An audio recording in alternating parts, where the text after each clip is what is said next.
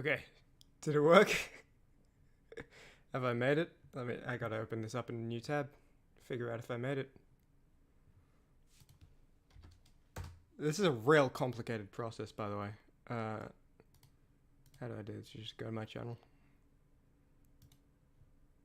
Speak, audio quality test. Okay, did it work? Okay, cool, we're here, we're going, alright. Right on the dot. Okay. Listen, I've been having a real complicated night, by the way. It's 3:30 a.m. right now. on Christmas Day. I've been working on this video for like so long. I've been wrapping presents. I had to like get up from wrap. It doesn't matter. We're here. We got the director's commentary. I gotta like calm down. I've been hello Ben Cochrane. How are you going? I'm just gonna speak for a bit just to like gather myself and get everything ready. I was not 100% ready. I'm not gonna lie. Chapter 8 kind of like what's it like T-boned me, sideswiped me. It took me by surprise, right? Yeah, darkest Christmas, says Joel Joseph. True enough. So, hey guys, large and in charge Chimmaney here. That's me. I'm large and I'm in charge simultaneously. I got 2 traits. Those are my only ones. Is the audio good? I opened it in another tab. Sounded good. If it's like too quiet or it's super distorted, just like let me know. Yeah. One thing, speaking of large and in charge Chimney, just for like 2 minutes while I make sure everything's okay before we start the actual goddamn director's commentary, what you're here for, right? People have real trouble saying chimney. I don't know. The audio's good. Awesome. I don't know if this is just like I've had bad luck or something. I've only ever heard 2 people say Chimney out loud. You know, read my name out loud. One of them said Chimmaney, and the other said Chimmaney. I feel like Chimney is phonetic, right? Like it. I don't know. Maybe I'm wrong. Happy birthday to anyone whose birthday it is. You know, I have like 475 subscribers. Probably someone's birthday, statistically. Okay, so here's the thing, right?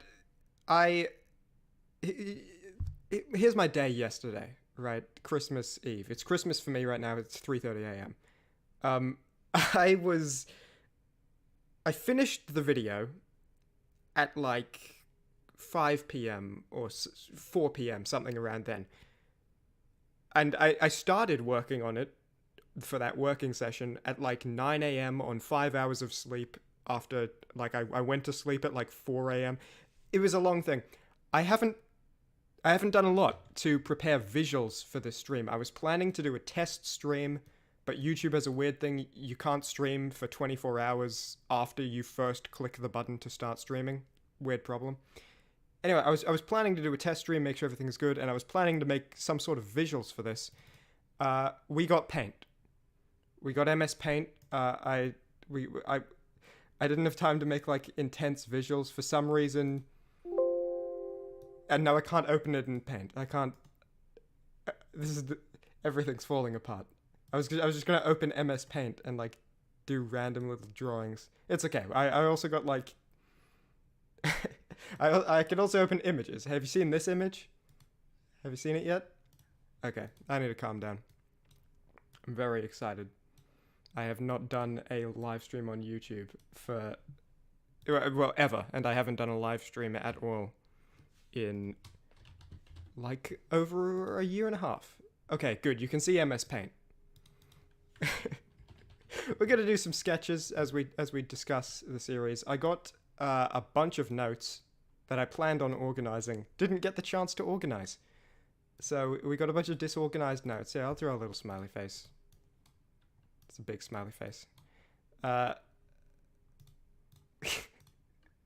Yeah, I got notes. I could honestly talk with these notes forever because I love this series so much. I could talk forever about this series and not run out of things to say. and it's even easier because I got all the stuff written down right in front of me of what I want to say.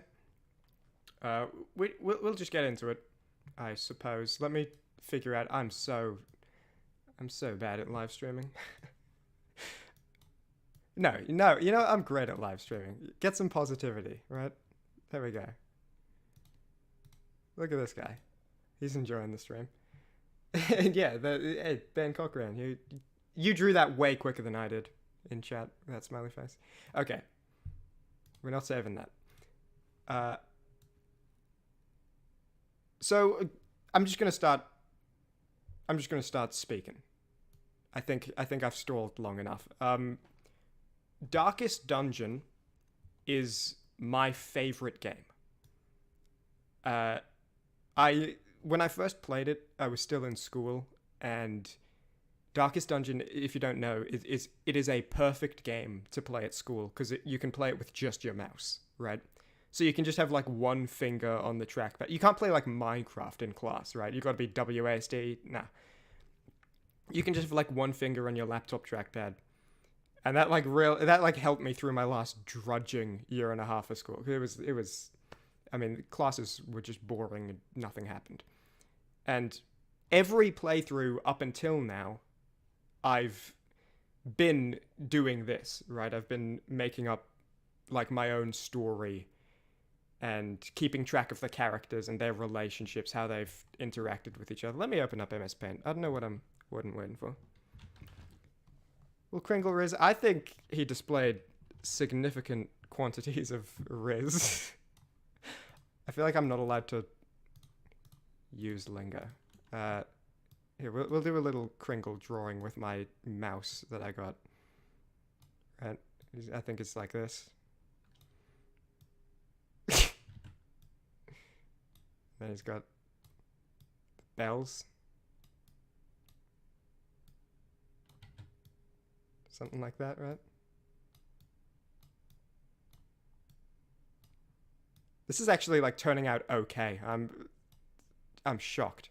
I mean, maybe I just have low standards.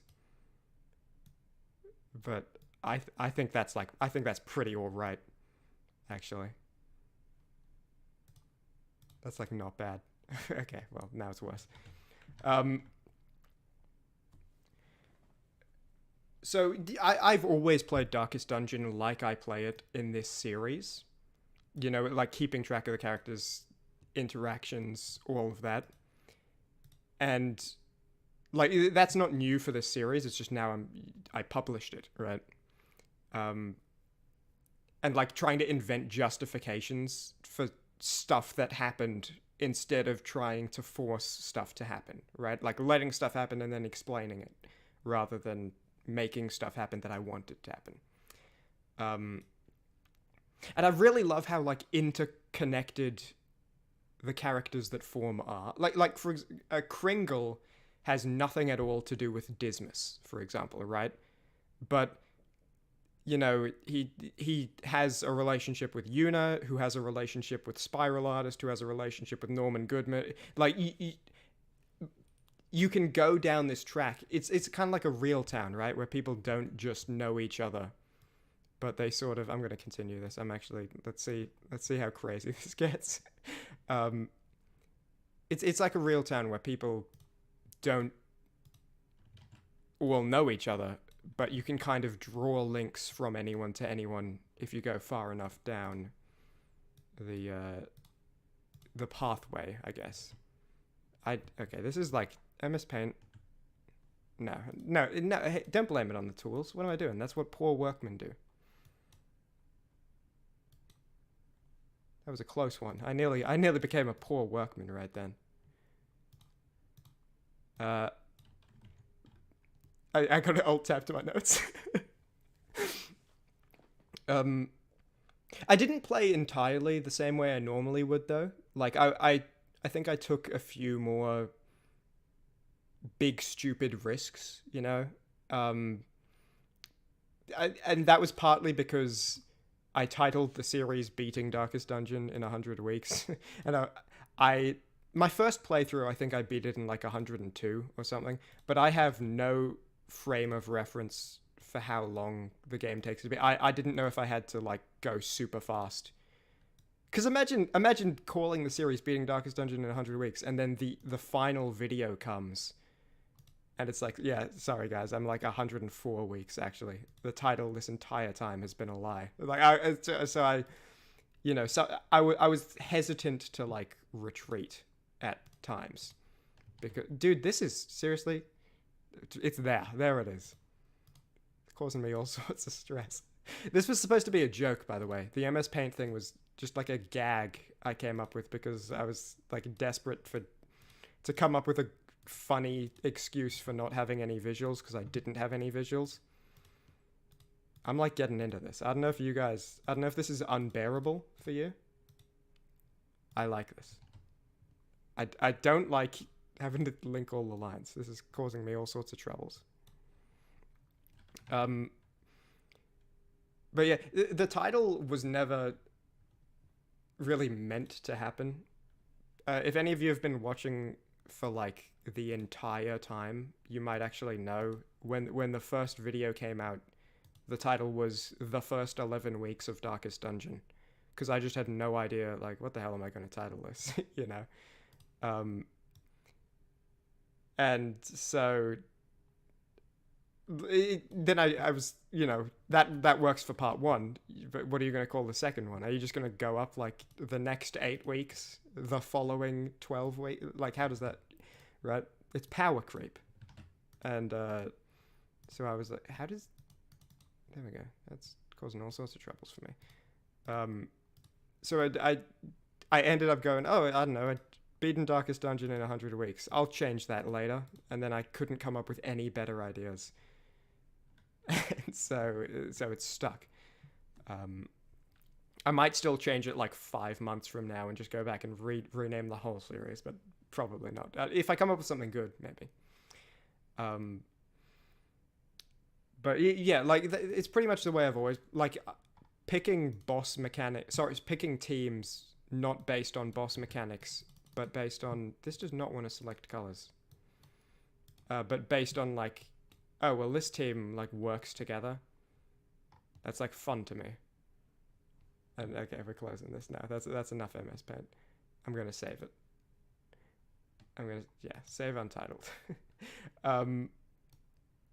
Putting the teams together based on the story in my head rather than like the optimal team composition, because it's like, well, this would be the best team for the mission, but none of them have ever interacted, and so I don't want to, you know what I mean? Originally, the video plans, I didn't know what I wanted to do for visuals when I started, with like, you know, the sprite animations I have and like the kind of cobbling sprites, putting together sprites. Originally, here's a little reveal. I tried actually drawing. This is Jest Test 3, and then here's Jest Test. I think this one's color picked from the actual sprite, and this one was just me doing colors. I'm not good at drawing, right? I think I'm like fine, I'm okay. No one would like pay for I wouldn't charge someone for a drawing from me. I'm like fine enough considering I don't really do it. But I wanted to see if it was feasible, and I decided it wasn't. What this is, this was going to be, actually there should be a version somewhere deep in my folders, I can't find it, with Hidden Atrocity here, from I believe chapter 1, chapter 1, when Kringle and Hidden Atrocity, the Abomination, are at the well. That's what this scene is. And what I was trying with this drawing was, okay, I could spend like 5 hours doing this and making it better than this, but I will not want to do that for every single scene. So let me do this quickly and dirty and see if it's good enough to be okay. And, you know, because I would, if this is the way I'm going, I would be doing, you know, like 100 of these. And, I didn't end up liking it, but from this, I did it would have been like animated the same sort of way. Like it wouldn't have been, I'm not going to do like a 12 FPS smooth animation or something. It would have been like, the same way I do the sprites. It's just with my drawings instead of the sprites, right? Where like this head moves but the body stays, and then I draw a second body but it like jumps to that body.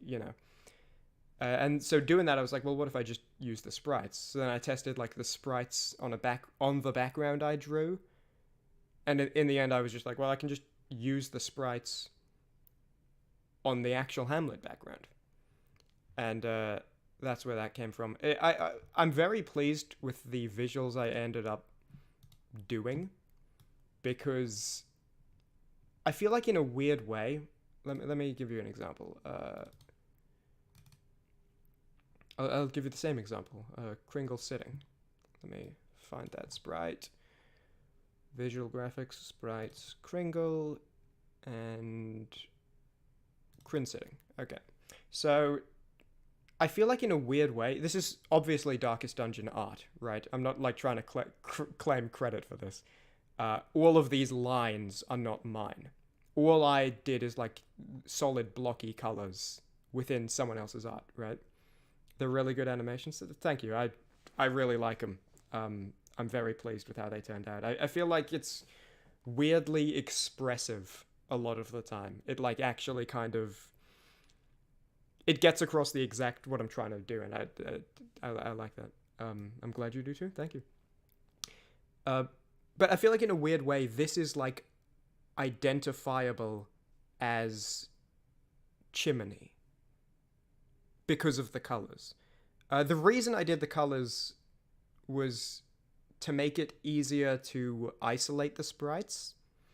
Because originally I didn't know how to get the sprites. I was literally taking them out of screenshots of the game, and then I would just like color in the black parts and then add the colors.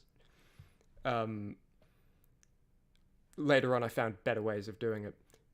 But it was for that, and then it was also for being able to combine sprites. Like, for example, this Kringle leaning with the guitar in the hand. These legs are from Finale. The body and head and this arm, I believe, are from Neutral, and that arm's from something else. And then I add... Making it all block colors made it easier to be able to combine sprites together. So it was purely functional, the reason I did it. But I feel like in a weird way it made it like... When you look at the actual Darkest Dungeon sprites, and then... let me pull one up for an example. It's not the same. I think it's also good because, like, for example, this. To me, in a weird way, that doesn't really look like Kringle compared to the Kringle sitting pose. And when you see, for example, I'm jumping all over my folders, so this is, let me just open them simultaneously. That'll make this easier. You can have two folders at once. It's, it's Christmas. You're allowed to have two folders open at once. Like, that is Kringle, and can you see... This kind of weirdly isn't. And I feel like when you see one of, like, when you see this, in a weird way, not that, this, like, that, I don't know, for me, it feels, it's identifiable, which is weird and not intentionally planned, but I'm glad it worked out that way. And it also, it's good, I think it adds a bit of levity, because obviously the game's Darkest Dungeon, right? The normal sprites are... like intentionally dreary, and the series is more comedy. There are sad moments, there are serious moments. I don't like ruin everything with just like a joke at every opportunity, but like having the bright colors and the solid colors, I feel like it makes it easier to lean into the being funny, and so that was very useful. At the pace we're going through my notes for this stream, we're going to be here for ages. So I might have to speed up and not waffle on about everything. But I also enjoy waffling on because I like this series a lot. I'm after my little notes. Yeah, here's something. I feel like if I just used the in-game sprites for the same animations, I think a lot of the series' identity and personality weirdly would have been lost if it was the exact same but with the actual in-game sprites instead of my like recoloring of the art. Makes it stand out from the background, which is good to catch eyes. I agree as well. Yeah, that's a good mark because the background is obviously from the game, and then this is brighter than the background, so it is visually distinct. That's a good point as well. Making the custom sprites by like kit bashing a bunch of different sprites together was like my favorite part of the whole thing. By the way, I actually have a little folder of some of my favorites. So like different sitting ones. Just like I really like this one. Yeah, look, I titled it "Oh Yeah," Dominique sitting "Oh Yeah" because I liked it. Because the normal Hellion sitting pose, for people who don't know, let me just Hellion. Yep. Yeah. This is the normal Hellion sitting pose. So, like, you know, I don't know. I just like the way it turns out. By the way, what I was talking about earlier, this is literally... I took this screenshot with the snipping tool, and this is what Dominique's neutral pose came from. Literally this. I magic wand tooled in Photoshop the black, and then paint bucketed tooled it, and then I went around and cleaned up the edges, and then I added the colors on a layer underneath and merged them. It was like the messiest process ever. But that's how I did it. The first sprites I actually made were Reynolds, I believe. While I'm talking, I'll just go through this folder of some of my favorite sprites I made. Reynolds was the first one, and it was, to be honest, when I was doing it, because again, the original plan was my own art. My heart wasn't kind of in it. I was kind of expecting it to be bad, like a bad product, but I ended up liking it. But I think Reynolds sprites, because of that, are kind of... They're not bad. I mean, I think they're the worst, but they're still good. I really like these. And yeah, this was I like the piggyback one was just for fun. So something you should know is writing the scenes pretty much all happened live, like as I was playing. It wasn't really playing and then going back after and writing notes. You can see it at some points in the video, actually. And if you saw the full recording, you'd see a lot of it. It's like something will happen, and then my mouse goes like this, because I'm alt-tabbing and going over to write something in a notepad document. And pretty much everything, things that were written in that notepad document got taken out or didn't get included in the video, because I was just like, yeah, that's not necessary. It's not funny. It's too much. It doesn't matter. Not very much got added. Stuff did get added, because sometimes stuff would be like, put this scene somewhere rather than right there, and then I'd find a good spot for it. But not a lot of stuff was written outside of the game is open on my other monitor and I'm writing about this next dialogue right now. I brought that up for a reason.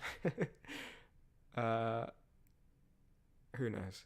And you can see that because obviously the drawing, to bring back to this mess. I do like this hand though. I like that hand. I don't normally do hands like that. I was trying it out because I felt like it would be quicker to draw. And again, the whole reason with all of this was, let me figure out if I can do something good in like 40 minutes. Because if this is the system I'm going with for visuals, I'm going to be doing this a hell of a lot. And again, like figuring out, oh, well, I could just do this with the sprites, but the sprites aren't as versatile as I like, and then custom putting them all together. But you can see some examples of, because there are some things in the videos where it's like, I'm going to open this while I speak for this part. There are some things in the videos where it's like, it would be impossible for me to put that in the video unless I had planned it. Like, for example, the House of Holbein, right? The estate is literally called Holbein. That's because I sat there for like 40 seconds being like, what do I name the estate? Oh, I could do a House of Holbein joke. If you don't know, the intro song House of Holbein is from a musical called Six. Pretty good. It actually came to Melbourne in Australia like earlier this year, like a few months ago, and I got to see it, which was awesome because I'd only heard the music up until then. That was nice. And for example, Barry and Greem, which is a joke I really like, but I'm not sure if people have any hope of understanding that joke. And not for like oh, look how like intelligent I am, I understand the Barry and Greem joke, but for like, this is a reference to, does anyone in chat right now, how many people are here? Like 2 or 3? 2, yeah. Either of you know what the Barry and Greem joke is about at all? Any idea? Because it's a reference to a Starburst commercial from like 20 years ago that I only saw for the first time like 8 years ago. And I thought about it for like a month. And then I never thought about it again. So I normally, as I say, when I play No Clue from Ben, yeah. So I'll actually show you the video in a second. I have it here. It's got to be so confusing. Nope, says Joel. Okay. So I thought because as I say, I normally play the game this way, like caring about the characters. I normally name Houndmaster name and name, you know, like Howard and Duncan or something, right? And I was thinking, all right, well, what do I name this one? Because I like to name the dog as well that way. And so I was thinking, okay, name and name. And then I came up with Barry and Greem, and I thought it was funny. I still think it's funny. There was... Okay, I'm just going to show you the video. This is it. You tried these new berries and cream Starburst? Pardon me. What kind of Starburst did you just say? Berries. Berries? Berries and what else? And cream. Oh! Oh!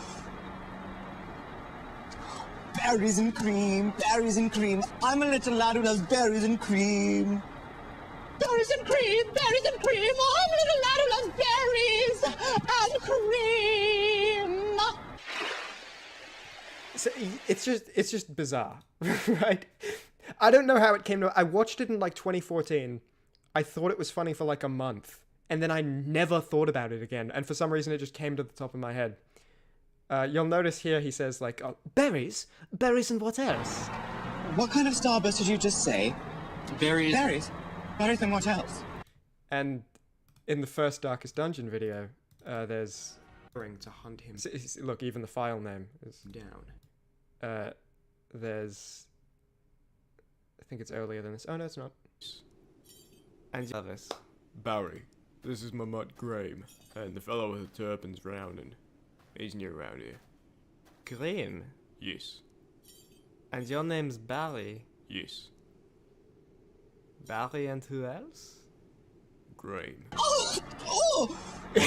So, berries and what else? Barry and who else? Barry and Grimm.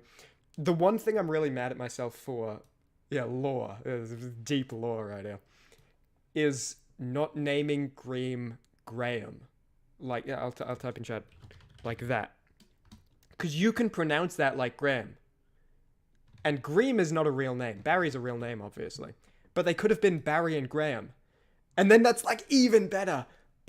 I sat there for like 2 minutes when I was naming Barry, thinking like, what do I name him? What do I name the dog that sounds like cream? And I couldn't think of anything. And then like 2 weeks later, Graham, that could have done that. Because I met a Graham. Although weirdly his was spelled like this. Which, like would have fit even more. But I think I would have gone with the normal spelling because that's more recognizable as a real name. Let me open up my notes. That was big. Oh, also, you should know. Actually, you know, we'll stay on the berries and cream for just a moment, because they made this follow-up. I guess the ad was popular, and they made this second ad. The little lad dance. I'll let it speak for itself. When I was a little lad, if I wanted berries and cream, Mummy made me do the little lad dance. Now Mummy's gone. But I still like to do the little lad dance, and you might too. You just run in place. Nice form. Clap your hands. Elegant. Touch your left heel with your right and your right heel with your left. This goes on, by the way. Like, we're not going to watch the full extra minute. Just gesture to yourself, berries and cream. When it all goes together, it looks a little something like this. And yeah, it's just like bizarre. And I thought it was funny for like a month, wonderful. 8 years ago. And now, sing the berries. Anyway. And obviously that's, if I pull up this last video, Gonna be so. there's spoilers for the last video if you haven't seen it. You probably have. It's been I waited an hour and a half so that it would be anyone who watched it who clicked on it within an hour could finish it. But Well, I guess Barry was. I love this joke. Yeah, now Mummy's gone. I love this joke so much. It brings me so much joy. And I think it brings me a bit more joy that, like, a lot of people won't have... They'll just be like, what the hell is this guy talking about? What's going on? Like, that makes it better for me in some way. I like to be inclusive with my jokes, but every now and then I like to have the occasional one where it's just, what the hell are you even talking about? And the good thing is, with this one, you know, you can enjoy it for being weird. You don't need to know where it's from, right? It's just if you know where it's from, it's like a little extra fun. Tell us all about But the whole point is this is a weird you get it, you know. The berries and cream link is just... You've got to dance, Barry. We're celebrating. Guys, I don't know any dancers. Come on, just give us a go. Well, I guess I know one. Go for it. I love that joke so much. On week 69. Honestly. In fact, I made a few different versions of it. And I spent like a long time deciding which one I wanted to do. Do you guys want to see the other... I made 2 other versions of that dance. Do you care, or am I just like talking about berries and cream and no one cares? We'll move on, but if I see like rallying support for berries and cream, we'll go back to that. Yeah, back to my notes, back to my disorganized mess of notes. Oh, hang on, I do actually want to show one more thing. It's slightly related to berries and cream, but not quite. It's I think chapter 2 actually. Of a woman. Barry introduces himself to someone. He says, "Oh, my name's to Praxia actually," and says, "Oh, I'm Barry," and then he stops and like looks ashamed. Nice to meet you. I'm Barry, and this is... Because of Kringle's reaction in the last episode. This group is a bit I put a lot of like thought and detail and just like tiny little details and jokes into it. Mostly because I just wanted to, and I find it fun. But I also feel like it does add a lot, even if you don't pick up on it. You know, maybe it adds rewatchability, which I hope it does. But also, I feel like detail being there, even if you don't see the detail yourself, or you don't consciously notice it, I feel like you subconsciously pick up on just like, I don't know, I think it's nice. There's probably a handful of stuff in these videos that no one will ever notice. Ever. Right?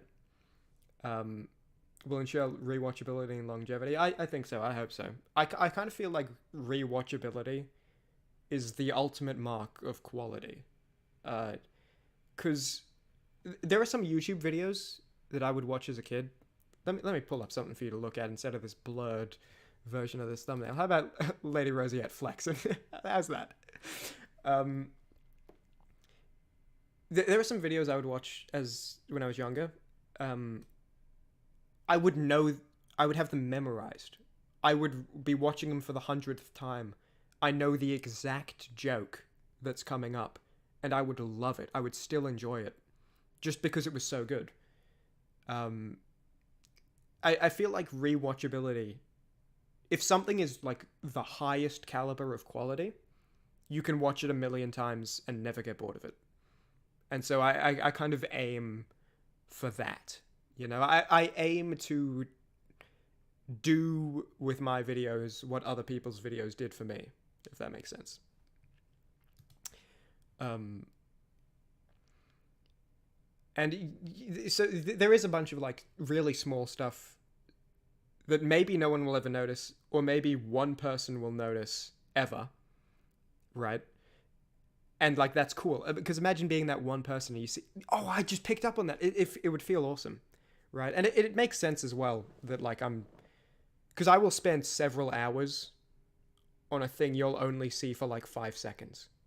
You know, I will like open up Photoshop and spend like 2 hours preparing something that is on screen for like 4 seconds, and I'll enjoy it and I'll love it. But because I have that much more time working on the video than there is time watching the video, I'm able to put like little secrets and jokes in it and thoughts, you know, little stuff like I'll go back to Darkest Dungeon 1 again. When I think this was the first one. Maybe it was earlier. Yeah, when the rocks fall, just Before like they can little return to stuff, the ham- because I have so much time working on this, I have time to think about it.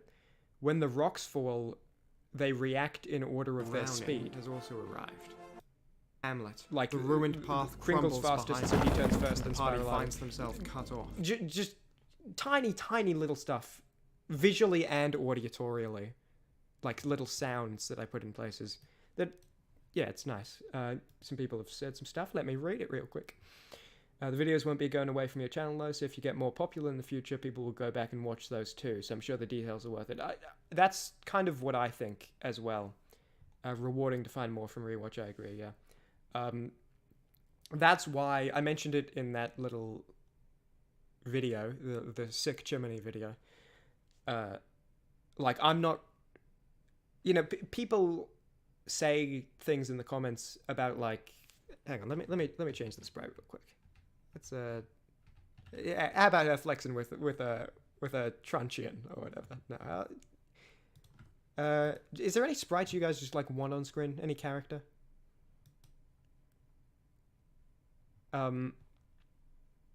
Yeah, people will say one of the most common comments I get is something along the lines of like, this is underrated, or you deserve, and like, I'm never gonna reply to that with, actually moron wrong or something, because obviously the intention, what they're actually saying, Disma Sprite, sure. The intent, what they're actually saying is, I really enjoyed this video and I'm taking time out of my day to let you know, right? It's just like a purely kind thing, and like an absurdly kind thing, right? Like crazy kind. Oh, this is that goes over there for one check. Let me find a good Dismas spread. Oh well, here's him being carried, and here's him buff. That's a joke that I try to make jokes mostly that like are, you know, in quotes, timeless. I don't know if any jokes are ever timeless. Dismas. Nice. This one was pretty tied to like the release trailer for Darkest Dungeon 2. I'm not sure if people will. But again, you don't really need to know where it's from to get the joke. Same with the berries and cream joke, right? Because the joke there is this is a weird little dance, and the joke here is he got strong. So you don't really need to know where it's from. What the hell was I talking about? Oh yeah, I'm never going to reply to someone taking time out of their day to say something nice to like correct them, right? I'm never going to say like, well, actually, I don't mind about not having as many viewers as other YouTubers. You need to praise me in this way. It's like, that would be so like evil, right? That's Machiavellian, right? I'm gonna really upset some of you guys. Sorry about that. Hey, sorry about it, guys. Hey, didn't mean it. Oh no, I misclicked. Hang on, let me open it. Oh no, I misclicked again.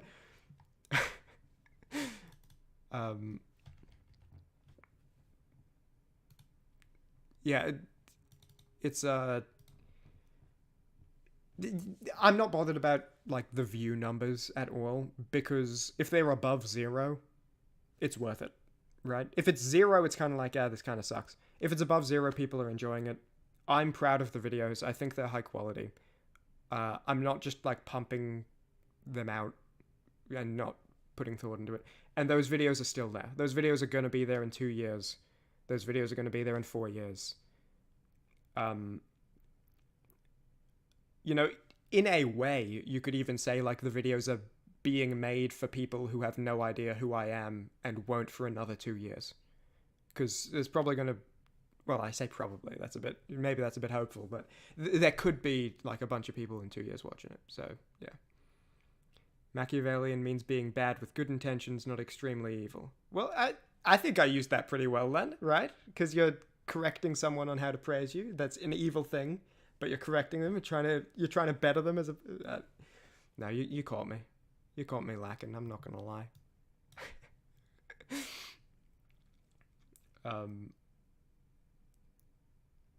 Yeah. Going back to my notes real quick. I also... Hang on, let me see if there's is there like a video of some sort I can play, so you're not just staring at like one static image? You know what? Yes, there is. Actually, yes, there is. Conan O'Brien! This was gonna be in a video, Conan O'Brien! but I couldn't find anywhere to put it. Conan O'Brien! It was gonna be like the intro to a boss. Conan O'Brien! Like I was gonna lie and we were fighting Conan O'Brien. But like I couldn't find anywhere to put it in, so I didn't get a chance to use it. There you go. I mean, that didn't even fulfill my purpose that I was going for. Considering, like, now that's done, and I'm back to talking, right? That wasn't something for you to watch while I talk. You can't see it. Wait, really? Conan O'Brien! Oh my god. No, it just spoiled the punchline without even... You just heard Conan O'Brien. Conan O'Brien! This was... God, that would have been... Conan O'Brien! I was like timing my speaking to the video to make it funny. Conan O'Brien! Yeah. What a sorry excuse for a live stream, right?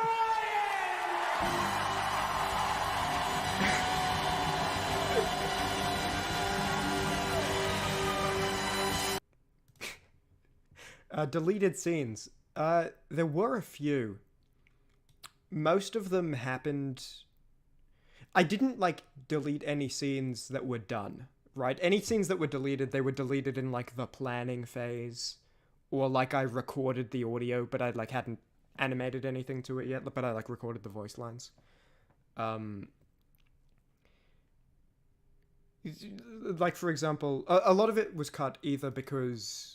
One, it wasn't, in my opinion, worth the time it would take. Like, okay, this is going to be like a 4-minute scene. Okay, that would be crazy. Retract that. This is going to be like a 40-second scene, more realistic. And I don't think it... I think I could, like, have a narrated line. I could have, like, a sentence in narration that summarizes all of this. Like, for example, in this most recent video, Amelia Banks's relationship with Oddbottler's research team was going to be more explored. And I just cut because I felt like it didn't matter. But I recorded the lines even. This scene, where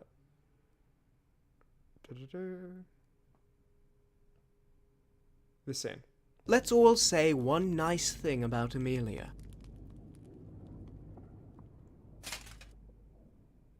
Originally, they actually had like begrudging voice lines. Like, you know, like, oh, you know, blah, blah, blah. And then like later on there were going to be more scenes of them, you know, being more friendly with her, and kind of like accepting her. But I just decided, I don't need those. I'll just make this, I'll just make Jasper turn around and refuse to participate, and then the scene ends. Because that's like funny. Something else that was important to me was balancing funny with, like, what's the word I'm looking for? Not sincere, but close to that. Sentimental, right? Like, I didn't want, for example, you wouldn't want Cutie Una and Kringle's opening scene being followed by Reynold and Lady Rosiette's scene here. Because they're both very serious, they're both very, like, sentimental, right? They're both very, like, kind of, you don't want that right next to each other. And balancing all of that with also, the balance was super important to me, with, like, balancing in, like, gameplay tips and all of that as well. And with regard to the gameplay tips, a couple of people have mentioned them before, when I've posted about the videos places. I think I've only got, like, one comment about it, but I've gotten, like, you know, oh, here's a video. I post my video in the Darkest Dungeon Discord. Someone mentions it, right? People mention the gameplay tips as good, which I'm very pleased about, because I really wanted to make the gameplay tips accessible for game experts, like people who just know the game in and out like I do, as well as people who had never heard of the game and wouldn't know what was going on if I didn't explain the basics, and everyone in between. Right, so I don't want to spend, like, ages explaining just, like, what accuracy means, but, like, I need to explain it a bit, and part of the way I did that, the video flows very well, so I succeeded. Thank you very much. I'm very pleased to hear that. Part of the way I Welcome to did the it house. was, don't be overconfident. Oh yeah, man, that would be a slow and insidious killer, to be fair. Part of the way I did it was I would have just, like, text appear on screen for, like, extra information. A lot of the time this is stuff that was cut as well, like talking about deleted scenes. Okay, that text was, I can't find an example now, of course, but, like, rather than narrate a full sentence about, like, some niche detail, I would put it on screen and people would be able to pause it if they wanted to read it, right? If they were interested in it.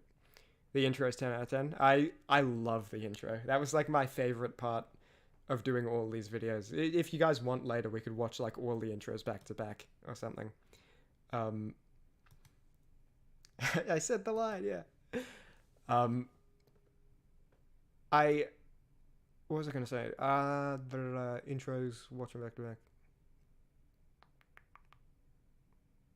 Don't remember. Gone. Can't have been important. I think it was important. It'll come back if it really was. It's probably deeper down in my disorganized notes. I wrote down, like, everything here, and I didn't organize it, which is, you know, that's why this is such a problem.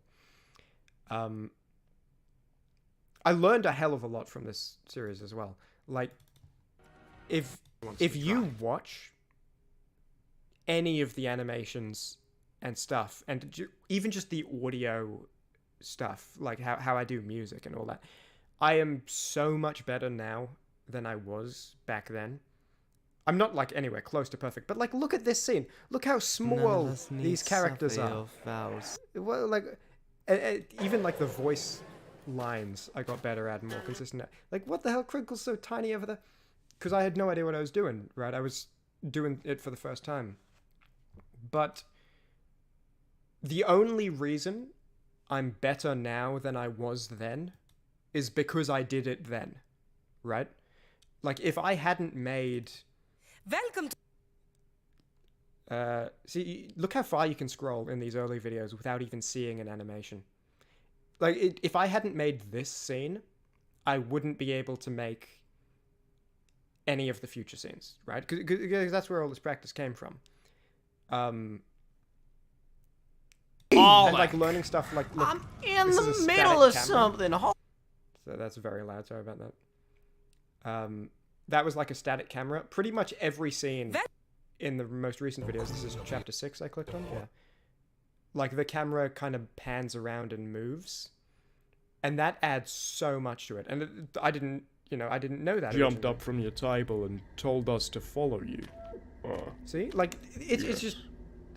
I wouldn't be able to do this if I hadn't done the early stuff. And that is, like, such an important lesson. Not just the skills I learned by doing it, but also just the lesson of, like, just do stuff, mate. Seriously, any of you guys, if there's, like, something you want to do but you're not good at it yet, you're not going to get good at it until you do it, you know? I wrote down on my, like, project... I have a little notebook for, like, helping me with this stuff. And I wrote down a little reminder for myself on the chapter 8 page. It just says, nothing gets done until you do it. And that's the reason I have been, like, living like a rat for the past couple of weeks getting this video done. Okay. I am unreasonably actually upset. I've been joking about it in, like, the comments and the community posts. I'm actually unreasonably upset that the video went up on Christmas. I genuinely thought, could I just lie and delay it a week so that it doesn't go up on Christmas? Because everyone's going to think it's on purpose. Everyone's going to think, like, oh, you finished this video 2 weeks ago and you've been sitting on it. No, dude. It's been, like, 3 weeks of nothing but working on this video. I had a thought at one point during it, like, if the police, like, suspected me for something, and they're like, oh, hey, where were you on the night of Tuesday? I was like, oh, I was home all day. Oh, what were you doing? Well, from 12 p.m. to 4 p.m., I slept on the floor in a sleeping bag, and every other hour that day I was working on a Darkest Dungeon video. I'm going to jail. They're not buying it, right? And, okay, here, listen. One of the main characters in the series' name is Kris Kringle. And in the Butcher's Circus video, I made a joke about Christmas miracles. People are going to think this was on purpose. People are going to think I, like, delayed to get this. I'm not actually mad. I think it's funny. But I also think it's funny to pretend to be mad. I swear to God, when it was, like, a few days out, when I was, like 8 days ago, when I was like, okay, I actually think it's winding down, I can get it done for this upcoming weekend, I was like, God damn it, that's Christmas. No. Because something else, the way I make these videos, I don't even watch the video until it's, like, basically done. And that's not, like, a principle thing. That's not a decision I'm making. It's just... So, keeping it short, just because I don't want to get stuck in this. I don't think it's that interesting of a topic. But the way I go through is play the game, write notes, record the notes, sort the notes, put the gameplay to the sorted audio of the narration, and then add a bunch of visual stuff and audio stuff. Very simplified method. What are my plans to do next? I'll get into that in a bit. I do have some plans. I don't know. I'm actually open to suggestions a bit. We'll talk about that in a sec, because I have real trouble finishing my points, and I need to, like, force myself to, because otherwise I'll just be all over the place. Like, as I'm doing it, as I'm putting it all together, I will have little markers and say, okay, here, this is what I want to do. I want to blur the background and do a little animation in the front here. This is going to be a fully animated scene. And then I'll jump around doing all of the things. And so I really don't know how close I am to done until it's like, oh my God, that was the last thing. I just did it. And now it's, okay, like, I guess we're done. And so a lot of the time it, like, catches me by surprise a bit. and I watch it in pieces. I've seen the whole video, just not start to finish, right? So I've seen like, okay, I've watched 3 minutes here, and then I've watched 2 minutes there, and then I've watched 5 minutes in between, and it overlaps a bit. But yeah, something else. I'm so glad. Again, I think if I made Darkest Dungeon Chapter 1 today, it would be a much better video. Because it's been a year and I've been learning. It would be a much better video. But when I made it, it was the best video I could have made. I worked really hard on it. It was the best video I could have made. And I'm really glad about that. Because I think that's another really cool thing is if you do the good work first, then things are great. Imagine if Chapter 1 sucked, right? Imagine if all of the other videos... Imagine if, like, Chapter 4 onwards were as good as they are, but Chapter 1 to 3, I just, like, phoned it in. And then it's like, God, I'm working really hard on Chapter 8, the finale, and if anyone watches, I have to, like, explain to them, oh, you need to watch the first 3 episodes. They're not that good, but if you suffer through them, right? So, like, putting in that initial, I want this video to be good, I think that's just an important lesson in, like, all of life, you know, just to get philosophical, whatever. It's my director's commentary stream. I'm allowed to be egotistical. Hey, let me get you guys a visual real quick. While we're talking.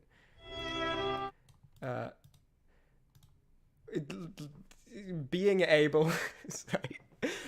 Being able to be... It's just like building foundations, right? Being able to say, the work I've done up till now is good, makes it so much easier. Same with the sprites. If I'd not made the sprites... I'm better at making the sprites now, but if I'd not made the sprites up to my standards at the time, and I had to then go through and remake them, like... that would be a big problem, right? So I'm very glad that didn't have to happen. But yeah, I do also put limits on myself. I think, because I am kind of a perfectionist in some ways, and I think I could genuinely work on these videos forever. I think I could still be working on Chapter 1 if I was doing that. And so I have to put limits on myself. For a big example, this one was a real hard pill to swallow. Unreasonably so. You guys are going to be like, what the hell are you talking about? That face though, yeah. This prophet, when I introduce him, and it's the mad prophet joke, and the money falls behind him. I wanted to do a frame-by-frame cutout perfectly all around the prophet. Because you can see, like, the money overlaps a bit there. It rains for, like, half a second. And I had to, like, be like, Chimmaney, no. You're not... You don't need to do that. Stuff like that. Like, I'm able to reel myself in. Also stuff like... some of the narrations, I listen to them, and I'm like, oh, I could do that so much better. You can hear, like, a bit of... and maybe I was a bit sick or something. But, like, I kind of force myself, no, this is not just good enough, it's good. It doesn't have to be perfect. If I was trying to make these videos perfect, nothing would ever be released. So, yeah, I do put limits on myself, but doing the good work as best as you can is very important, I think. Do you guys want to see some of the in-progress thumbnails? Because you're going to be shocked by some of these. Some of these are real stinkers. The Mad Prophet bit was so good. The Mad Prophet is my favorite boss for a bunch of different reasons. Part of it is the Mad Prophet joke. Need to find better hills to die on. Exactly, yeah. So, like, I let myself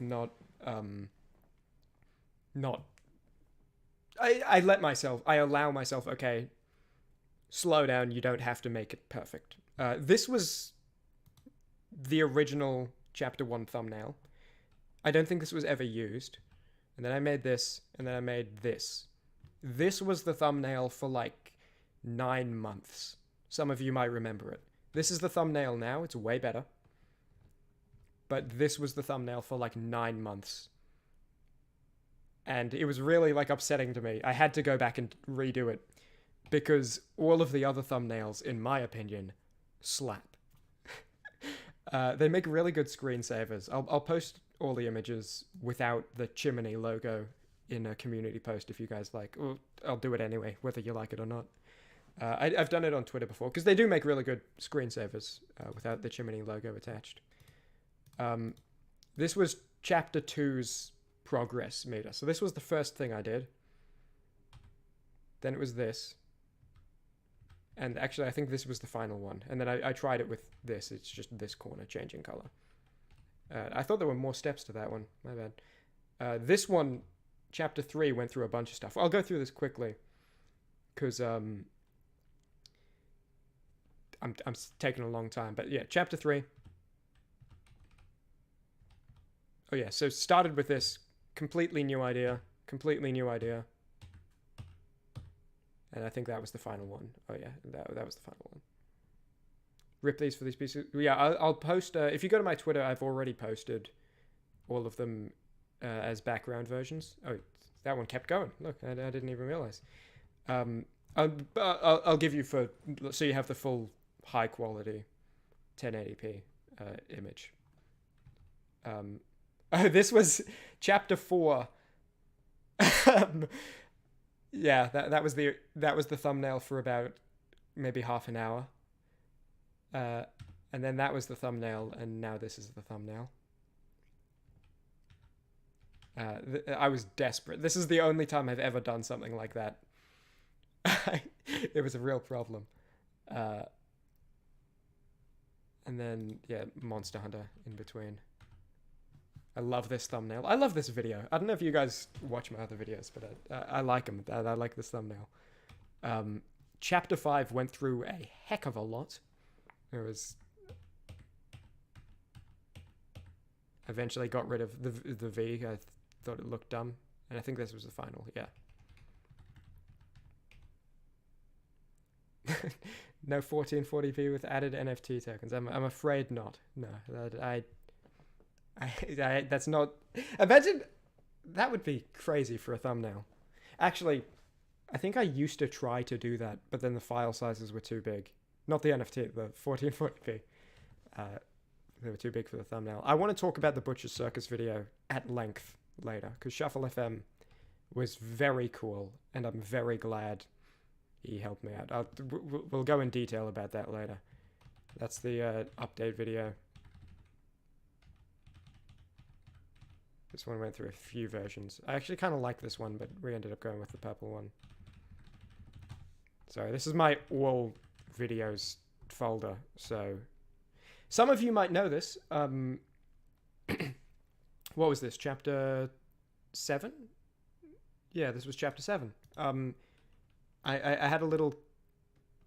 I actually got you guys to help me with this. I posted a video like an hour before the real video went up, just being like, guys, I don't know what thumbnail to do. Help me. And I ended up going with this one.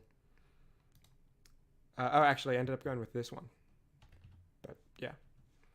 I'm just going to close this so you don't have to suffer through all of my thumbnails up to this one, which is the final one. Which I like a lot. I also, something I tried to do, I don't know if it's obvious or not, but I tried to have different colored backgrounds for each of them. So, like, obviously this one's, like, purple, pink.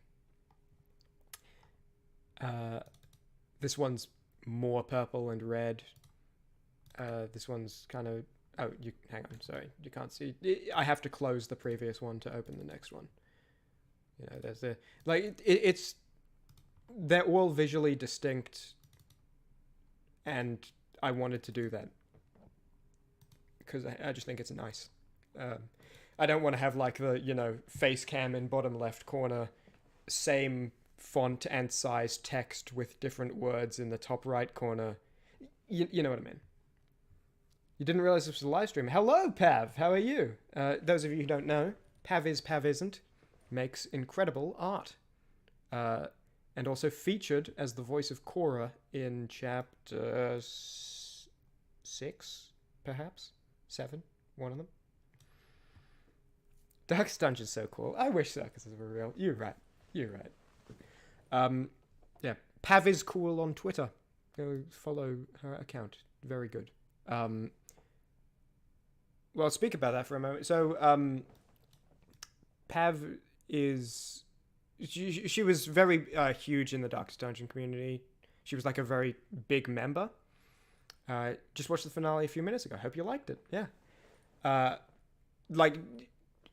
Basically, I wanted this series to encapsulate like all of Darkest Dungeon, including the community. And I couldn't really think of a good way to do it. And I was like, oh, hang on. Pav seems like a nice person from like the posts I've seen. She makes really cool art. And a lot of it is focused on the antiquarian. I have this one scene in my video where the antiquarian says one line. I'll send her a message if she wants to record this one line, and she was kind enough to do it. So that was very cool. And it made me feel like I got to include the Darkest Dungeon community as well as the gameplay and it was nice. Like a finale / goodbye type deal. What do you mean? Hang on. I'll find the line if I remember what chapter it's in. I might not, and I don't want to spend too long here. Pav is probably very angry and like doesn't want the line. I think I remember I opened the Darkest Dungeon Discord a little after she said, "Yeah, I'll help you out," and I saw her send in messages about like, "Oh God, I like hate doing this." So yeah, I won't actually force her to listen to it back on a live stream. That seems evil. That seems Machiavellian. You know, I got good intentions, but.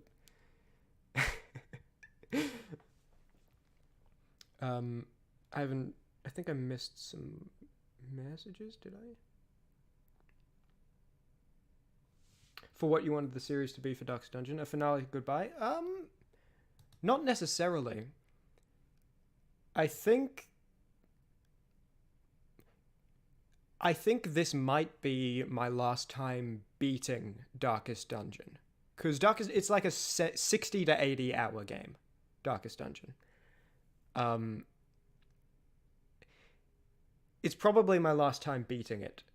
Probably not my last time playing it. I imagine I'll open it and make a new file again and play it a bit. Probably my last time beating it. And part of the reason for that is I've spent so much longer on this campaign than I have any other campaign. So, for example, I can never look at this color scheme of Plague Doctor again without thinking that's Sally Grimm. Because as I say, I always play this game the way I do in these videos. Whenever I started a new save file, it would be like a fresh, okay, well now this jester with the same color scheme as the last one is named blah, blah, blah, blah, instead. I don't think I could ever name a red jester something new, because I've spent so much more than just the gameplay hours with all of these characters. I've been voicing them, I've been animating them, I've been making, in quotes, making all these sprites. Again, I'm not trying to take credit for what people, the actual artists, but combining sprites and adding colors. I spent a lot of time with the sprites thinking this is the character's name. I'll say it that way. It would be very hard for me to do like a kind of mental reset for a new campaign and play it all the way through. Also, I think someone mentioned earlier something about the voices, and I read it, but I was in the middle of talking. I thought I'd come back to it later. I don't remember what it... Let me scroll. I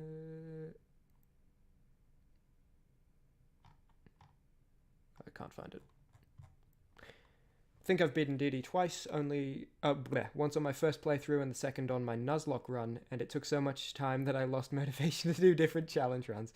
Yeah, I don't really have any desire to do, like, torchless or, Stygian, whatever it's pronounced, Blood Moon runs of Darkest Dungeon. For those of you who don't know, that's just like Stygian and Blood Moon are difficulties, and Torchless is just like a self-imposed challenge. Because that's not what the fun lies for me. And as I said before, I don't play the game like optimized on purpose because it's more fun for me. So like I don't really run stun compositions that stun the enemy a ton, and I don't really like at the end of a battle heal a bunch while there's like one enemy left and stall, because that's not fun for me. I don't like playing optimally, and because I don't like playing optimally, those super difficulty ones where you really like push the boundaries of what's doable and you kind of have to stick to the meta, it's not fun for me. If I find a good strategy that works really, really well and is solid, I'll use it. I just don't like using the strategies that other people made. You know, if that makes sense. I don't know. Again, it's a video game. Play it however you want to play it. Remember Abracia? She didn't matter at all. Abracia and Hopscotch. One thing with these videos as well is I wanted to... So, okay, it was a very difficult task to attempt, you know, whether or not I succeeded is up to you, but to attempt to make you care about the characters. Because from my perspective, you know, you watch a 20-minute video. For me, I've just spent like 8 or 9 hours with those characters. How do I make you care about the characters in 20 minutes when I've had so much time to spend with them, right? And like, I can make you care about 1 or 2 characters, but there's so many. And I think, you know, the real answer to that is slowly. I used Photoshop to put the sprites together. It's probably not the best one for the task. One of my biggest skills is being able to brute force stuff. And just like, if I sit down and force myself to spend 10 hours on this, I'll get the product. I'm going to do that. I didn't actually redraw them so much as I like selected areas and then paint bucketed. So like I would select the black and then, you know what I mean? And on different layers. The real challenge, that was just time consuming. It was easy. It wasn't difficult. It was just long, right? The difficult thing came from like cobbling together sprites, but I enjoyed it. Difficult makes it sound like it wasn't fun. I enjoyed it a hell of a lot.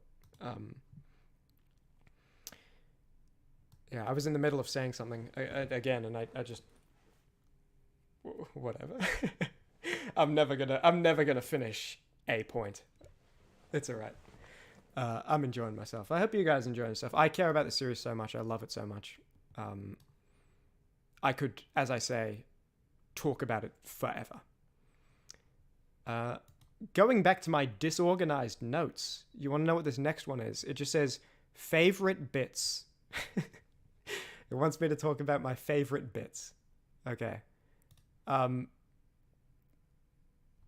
when I was planning to do a director's commentary live stream, just for like, you know, a bit of fun, I feel like it's a fun way to just send off the series, get a bit of interaction, and just like say goodbye to this year-long project, right?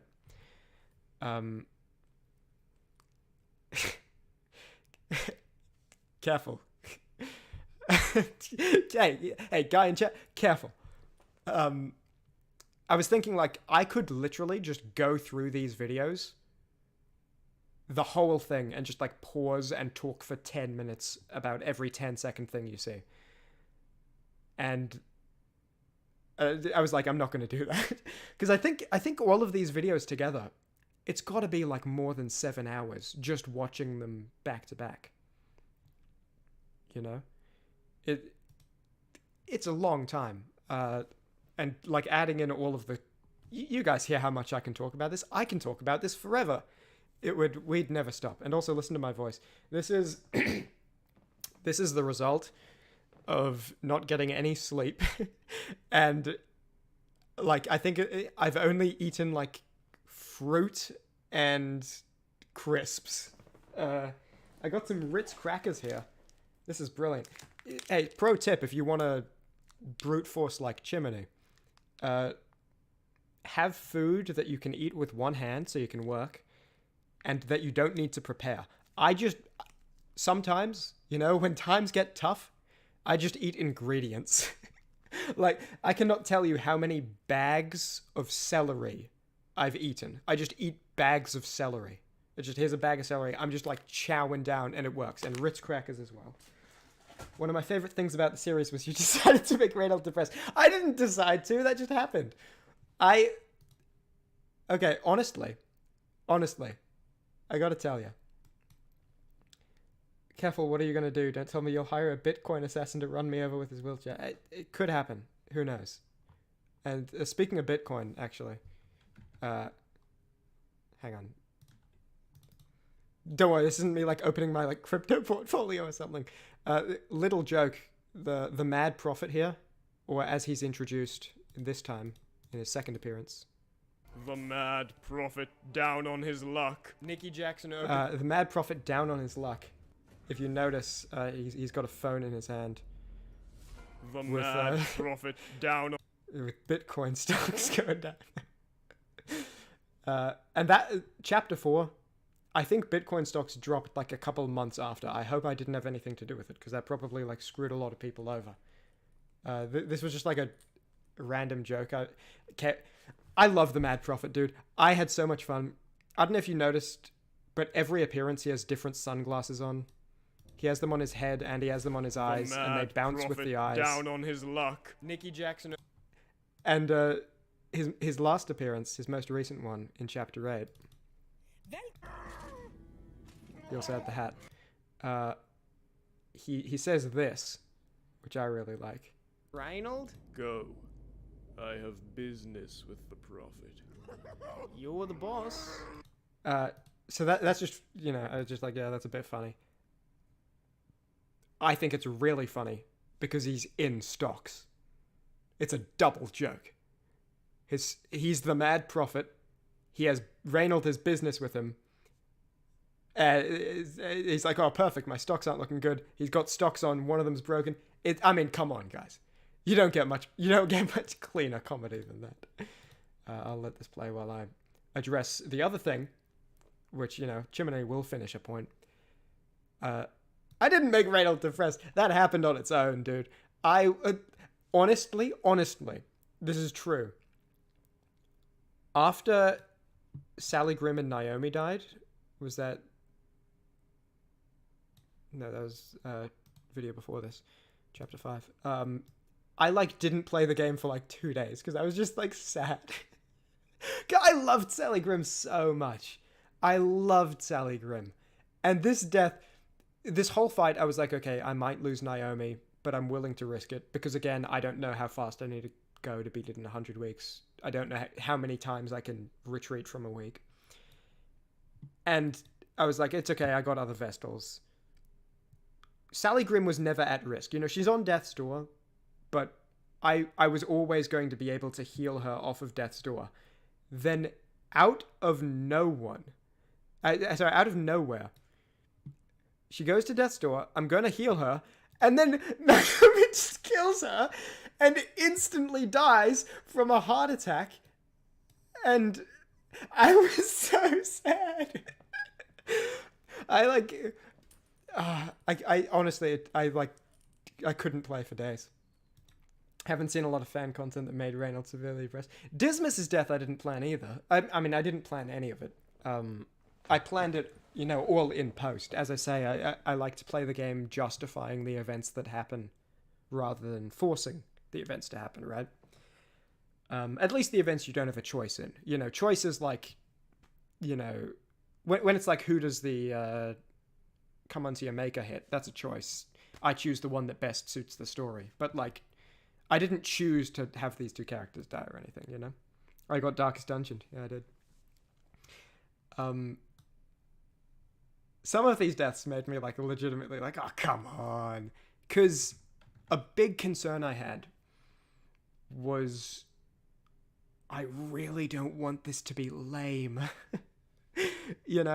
I really, I was so, like, concerned. The idea just came to me at one point, like, what if my save file corrupts?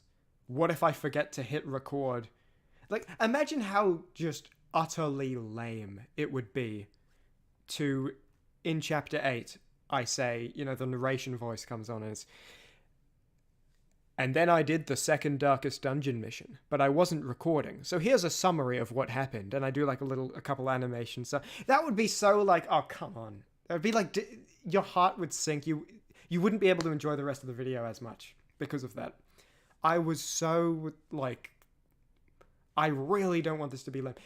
And when I started, I didn't even know for certain I was going to make a Darkest Dungeon video. It's my favorite game, but I was, you know, when I got like 30 hours in was when I was like, okay, I'm doing this.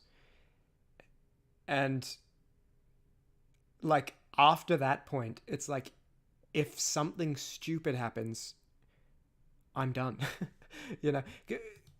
Well, remember, oh, this is what I was saying earlier. I want to make all of the characters matter, or at least most of them. You know, I'm fine with you not caring about Dominique. And some of the characters obviously matter more than others, right? Like, it's easier to like Oddbottler and Kringle than it is to like Praxia Snow, right? But you still know who Praxia Snow is. You're still familiar with her personality. It's just like, she's probably not your favorite character, right? There's like main focus characters, which is like Kringle, Cutie Una, Oddbottler, Nikki Jackson, at one time Reynold and Dismas, Lady Rosiette towards the end, not really at the start. Then there's mid-focus characters, which is most of the others, you know, Barry, Spiral Artist, Norman Goodman. And then there's like low-focus characters. I wanted the low-focus characters to be as few as possible, because my whole goal with this series was, well, I mean, whole goal, that's not really true. Some of my goals with the series were make it entertaining, show people my way of playing, because I don't know if many people play with like storylines in their head, and also make people care about that character died, you know? And how do you make people care if they haven't been playing with that character for 60 hours? And so that's what I was trying to do. And obviously some characters, I was just like, this character not only showed up too late in the story, but also like has not and will not go on any important quests. So I can just make jokes about that, and that's fine as well, because it's you know, jokes are another priority of the series. So being able to use characters as jokes because they don't matter, that's good. I like that. Going back to my notes, I'm skipping over favorite bits. I don't know. Oh, actually, I got one I want to show. Obviously, there's a ton of stuff I could like. The only reason I'm skipping over it is because I could talk about it forever.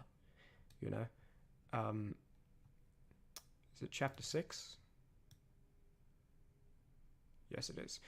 This joke. Little backstory for this joke. I made this joke in real life like 3 years ago.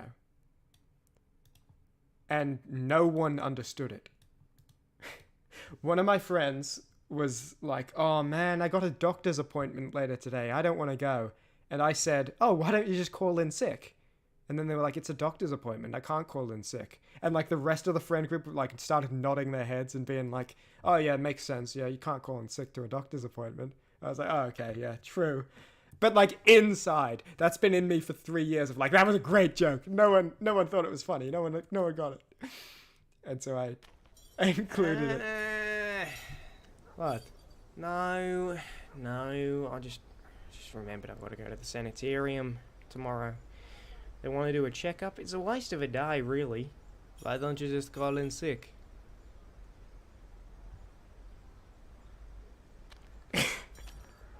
I think it's really funny.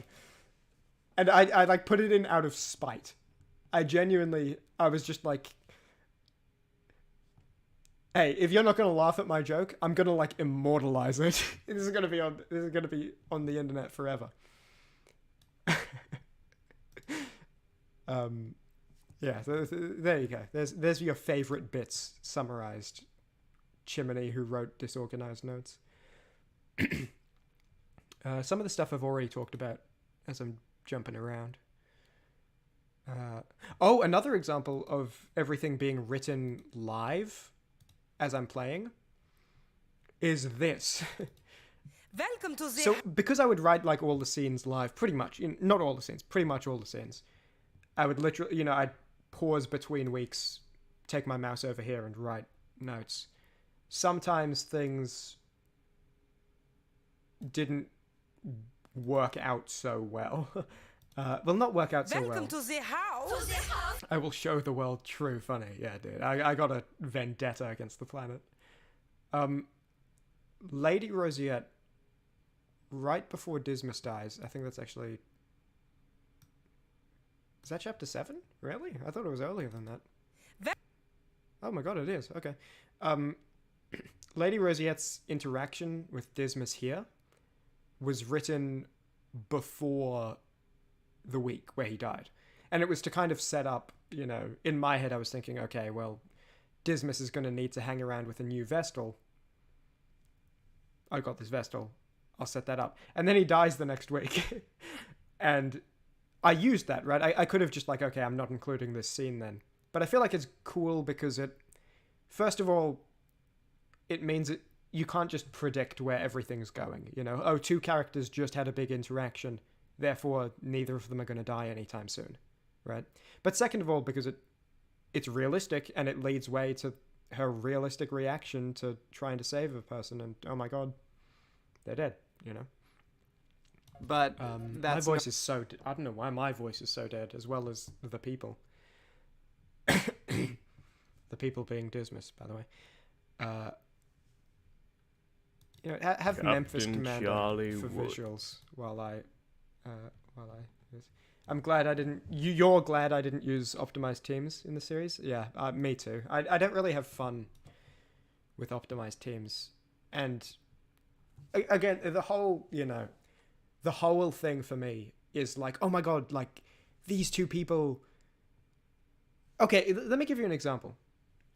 You died every time he used backline occultist. Simon Quicker was a backline occultist. Raunin was a frontline occultist. And, excuse me, Pav, Raunin was the occultist who Cora, your antiquarian, spoke to. So, your character spoke to the frontline occultist. There you go. One thing I will show you, perhaps. I mean, this is a bit long. It's something you'd probably pick up on a rewatch. You might... I imagine most of you probably, considering it's been a year, haven't necessarily retained all of the information. But Kringle and Cutie Yuna's relationship... I wanted things to feel earned and realistic. So I didn't want just... Oh, well, I want these two characters to be friends, so they're friends. Chapter 1, Cutie Yuna and Kringle don't even interact at all. Chapter 2, I think there's... Yeah, after this week. Or this week. One of them. And so, Cutie Yuna has the near-death experience, meets Spiral Artist. And then starts, like, hanging around her. Cutie Yuna and Kringle still have had, like, no interactions at this point.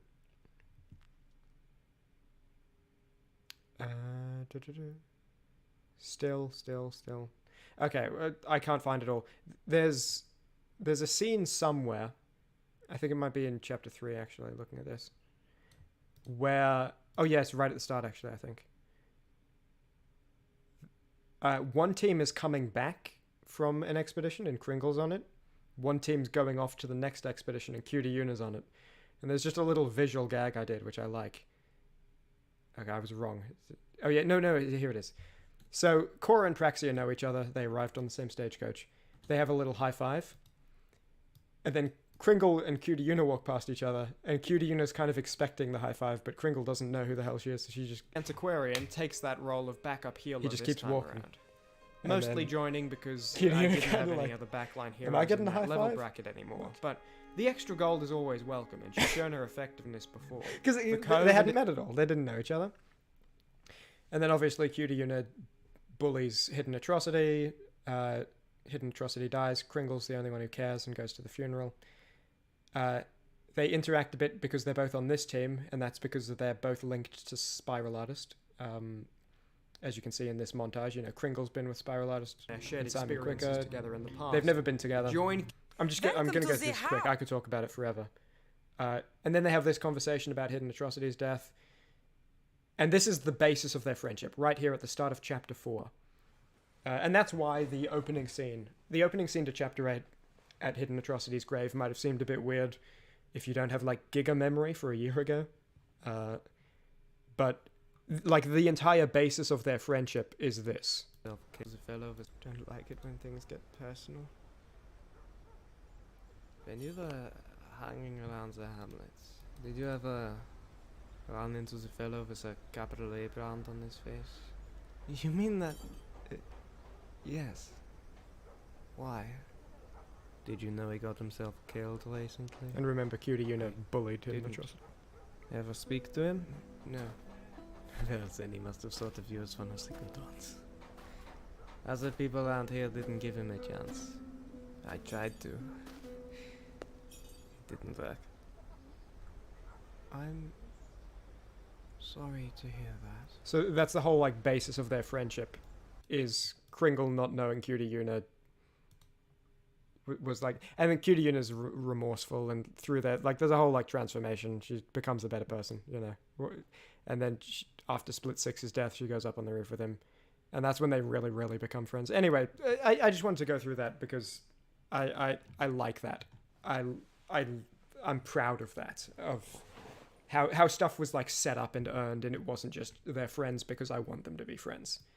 And you can see examples with that all over. I'll do another quick one. This one will be way shorter. But Lady Rosette, loud. Really liked their dynamic through the series. Me too. I liked them a lot. Yeah, and you know, by now, Chapter 6, they're thick as thieves. Chapter 7, actually.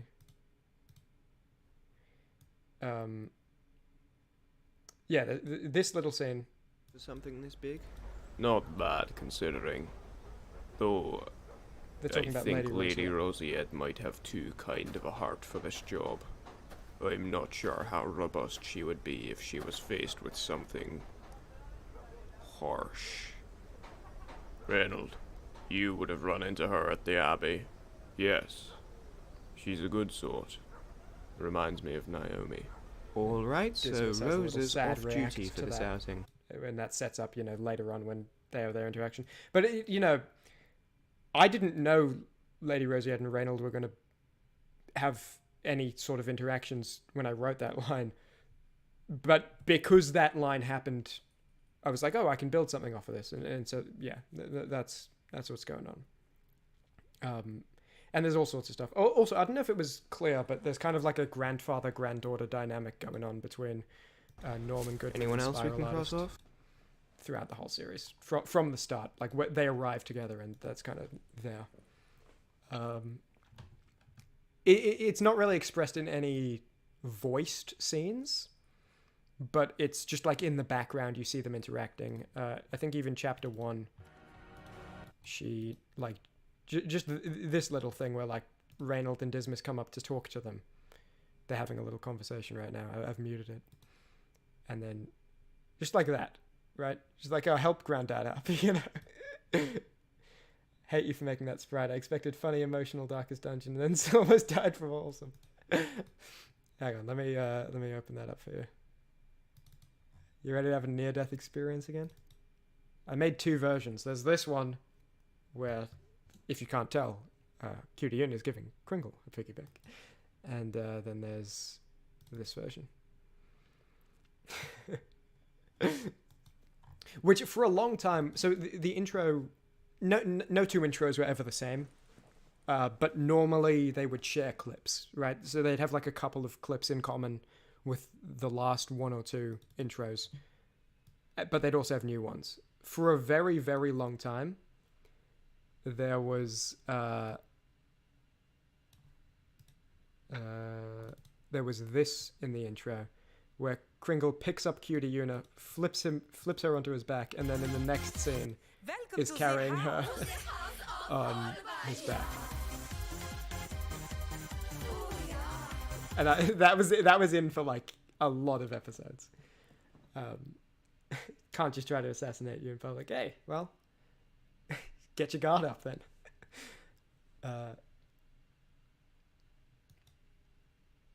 Yeah, going back to my disorganized notes. If you guys have any topics you want me to talk about as well, feel free to just like shout them out.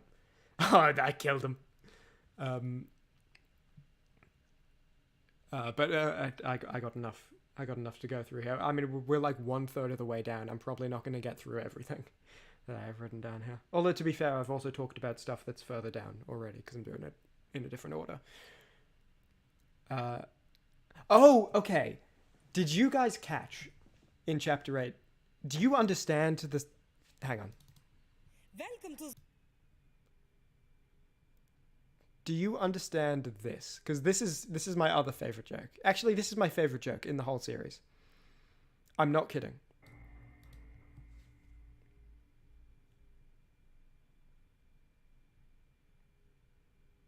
Anyway, that's all I wanted to say. I'll let you get back to the video now. Do you guys have memory to a year ago in Chapter 2? Because this joke was set up in Chapter 2. That was recorded the same day. If you don't remember, I'll show you right now. In Chapter 2, there's this. If I can find it.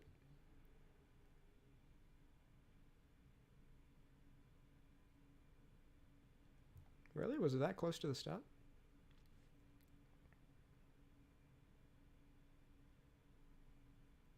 Oh yeah, it was. Okay. So right at the start of Chapter 2 a year ago. Hey guys, Silhouette Chimmaney here. Just wanted to jump in the video real quick to let you all know on week 15, Cutie Una is pretty... And then a year later, so he comes in, hey guys, Silhouette Chimmaney here. Just wanted to jump in the video real quick to let you all know. And then a year later...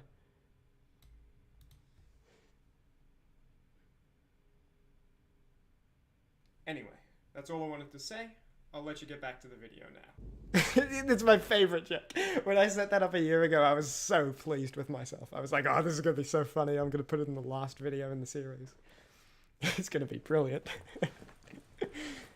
That was also written while I was playing the game. I just like alt-tabbed. I was like, ah, this is a funny idea. I'm going to do it.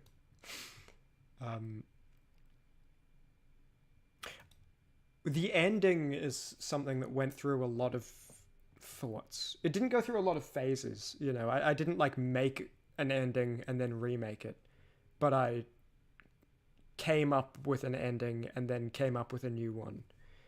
When I say ending, I mean after the Heart of Darkness battle, because obviously I didn't really get to decide. You knew it was something I was going to mention in the stream? Yeah, it's my favorite joke. I'm serious. I'm saying a lot. I should electrocute myself every time I say I think that's a good idea.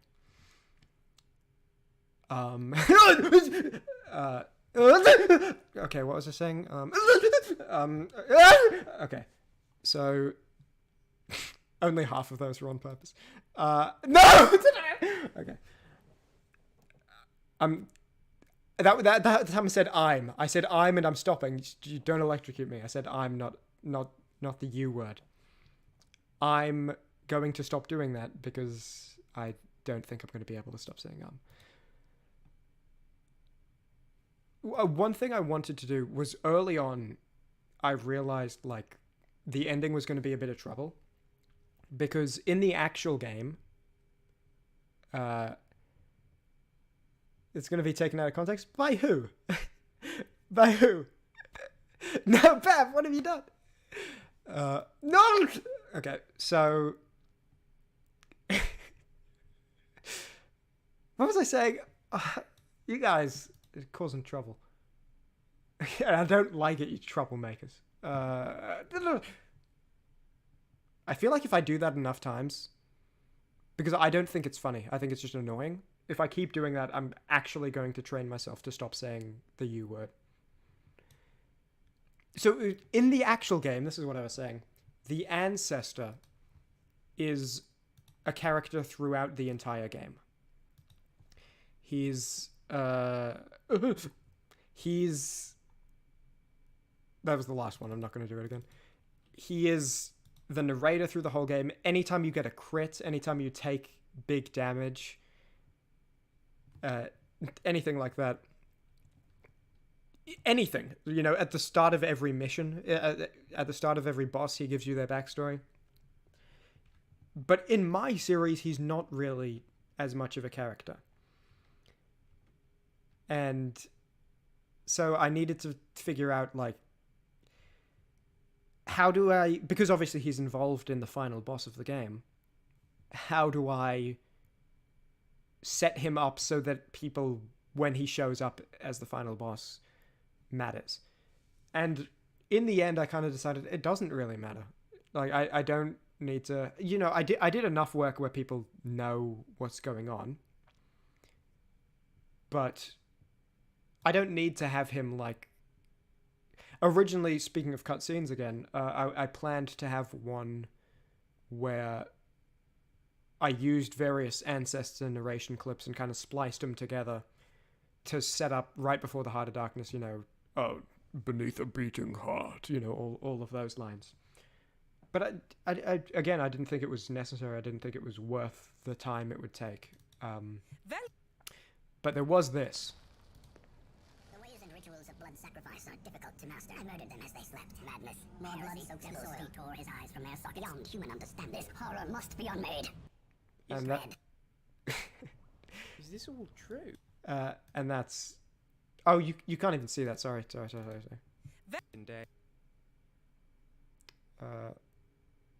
This. What's up, buddy? Check my work. Alright. The ways and rituals of blood sacrifice are difficult to master. I murdered them as they slept. And this was all the setup I needed, really. I didn't need to, like, establish him as, like, a big character. This horror must be unmade. Is this all true? It's all about, like, figuring out the balance of, like, keeping it funny, keeping it gameplay. Another thing is I didn't want too many of my just animated scenes back to back, because I didn't want the series to be, hey guys, look at this, like, story I wrote, you know. I wrote a book. Like, what I wanted it to be, no, this is Darkest Dungeon. So I never wanted to have, you know, oh, here's a 5-minute stretch of animations and then, like, I'll show you a couple clips from combat of a week and then get back to the animations. I wanted it to be balanced. Was there a reason I chose the Holbein song for the intro and ending? I used it in the ending just because it was the intro song, and I liked having it right at the end, having a different portion of that same song, and having a different portion of that same song for the Butcher's Circus video. The reason was when I was making the save file. Hang on, let me. I can show you.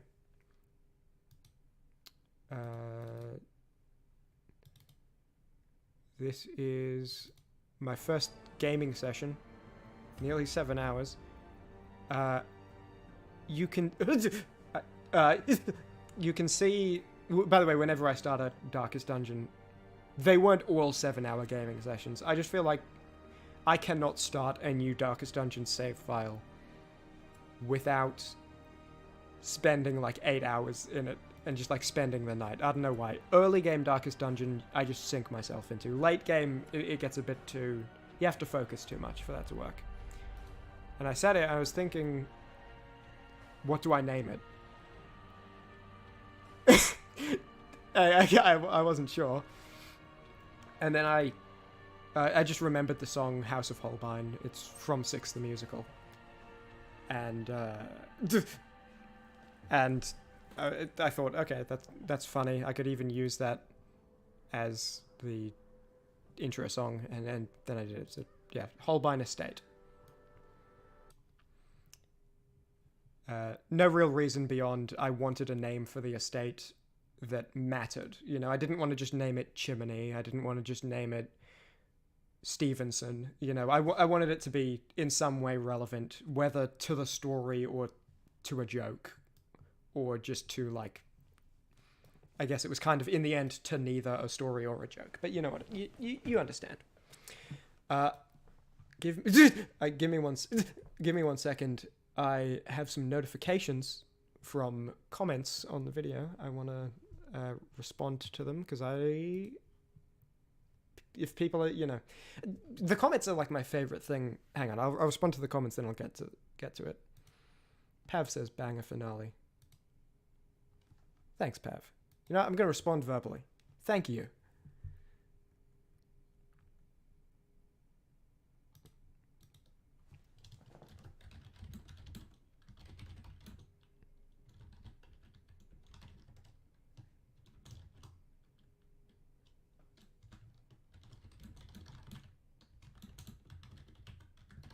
If you want to, like, grab a water or something, go ahead and grab a water. Oh, man, this one's super nice. What the heck? Oh, that's so cool. Okay, there's actually a few of these. Oh no, I can respond to them all now. There's not... Okay, cool.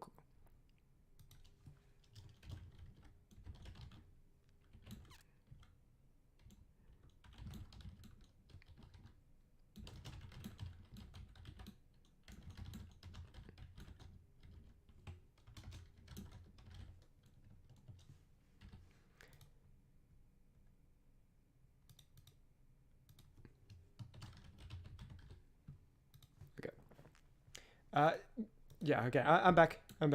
Oh, you have to leave now? See you later, Pav. Have a good Christmas. What time's it in the UK? Oh, it's probably, like, nighttime. Hey, Merry Christmas to all, and to all a good night.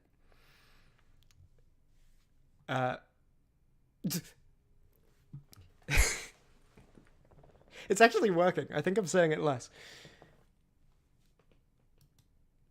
The comments... The comments are absolutely my favorite part about the series. You guys are so nice. People are so nice. You know what I mean? People are just really awesome. And, like, it's one thing to enjoy a video. It's a whole nother thing to... I'm gonna like, write down that I enjoyed it. And you have to deliberately choose to do that. And I'm not sure if I'm any good at all at expressing that in the replies. Because there are only so many ways you can say, thanks so much, I'm really glad you enjoyed it. But it's like, it's true, you know? It's like, I really am thanking you. That is awesome. I'm so glad you said that. And I really am happy. Sometimes I'll get a comment and I'm, like, coasting off it for, like, a week because someone will say something just, like, super kind, and it's awesome. I've run out of ways to express that in the replies, so hopefully this verbal expression helps, because it matters to me that it's the best. It's the best part of this whole series, honestly. Back to the disorganized notes. I'd replace with ah. Yeah. That's... Hey, they talk about people umming and ahhing, right?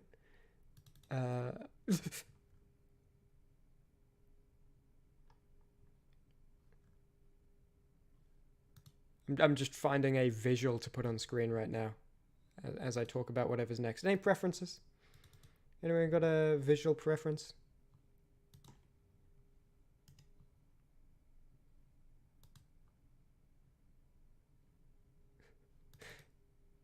Oh no, that's the full Conan O'Brien. I thought that was the edited version. Joke ruined.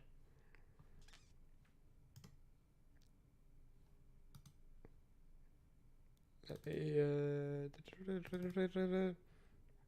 gotta hurry up. This is the... Rainbow Frog. Pardon me. Hold on. Pardon me. Tried these new Pardon me. What kind of starburst did you just say? Pardon me. What kind of Berries. frog did you just say? Berries and what else?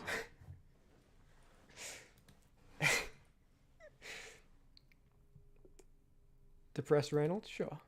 That'll do.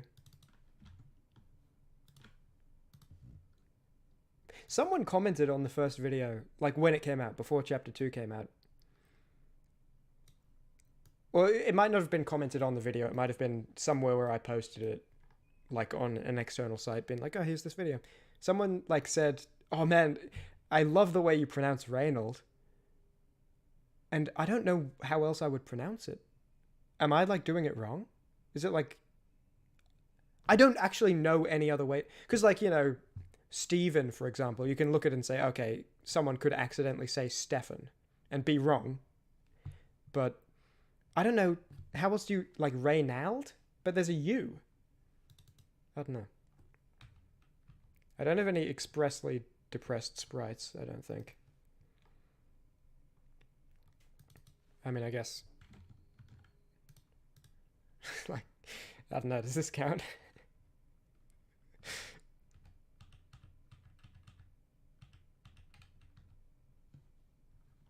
He'll just stand there. He's sad behind the helmet. Imagine him looking with a frowny face.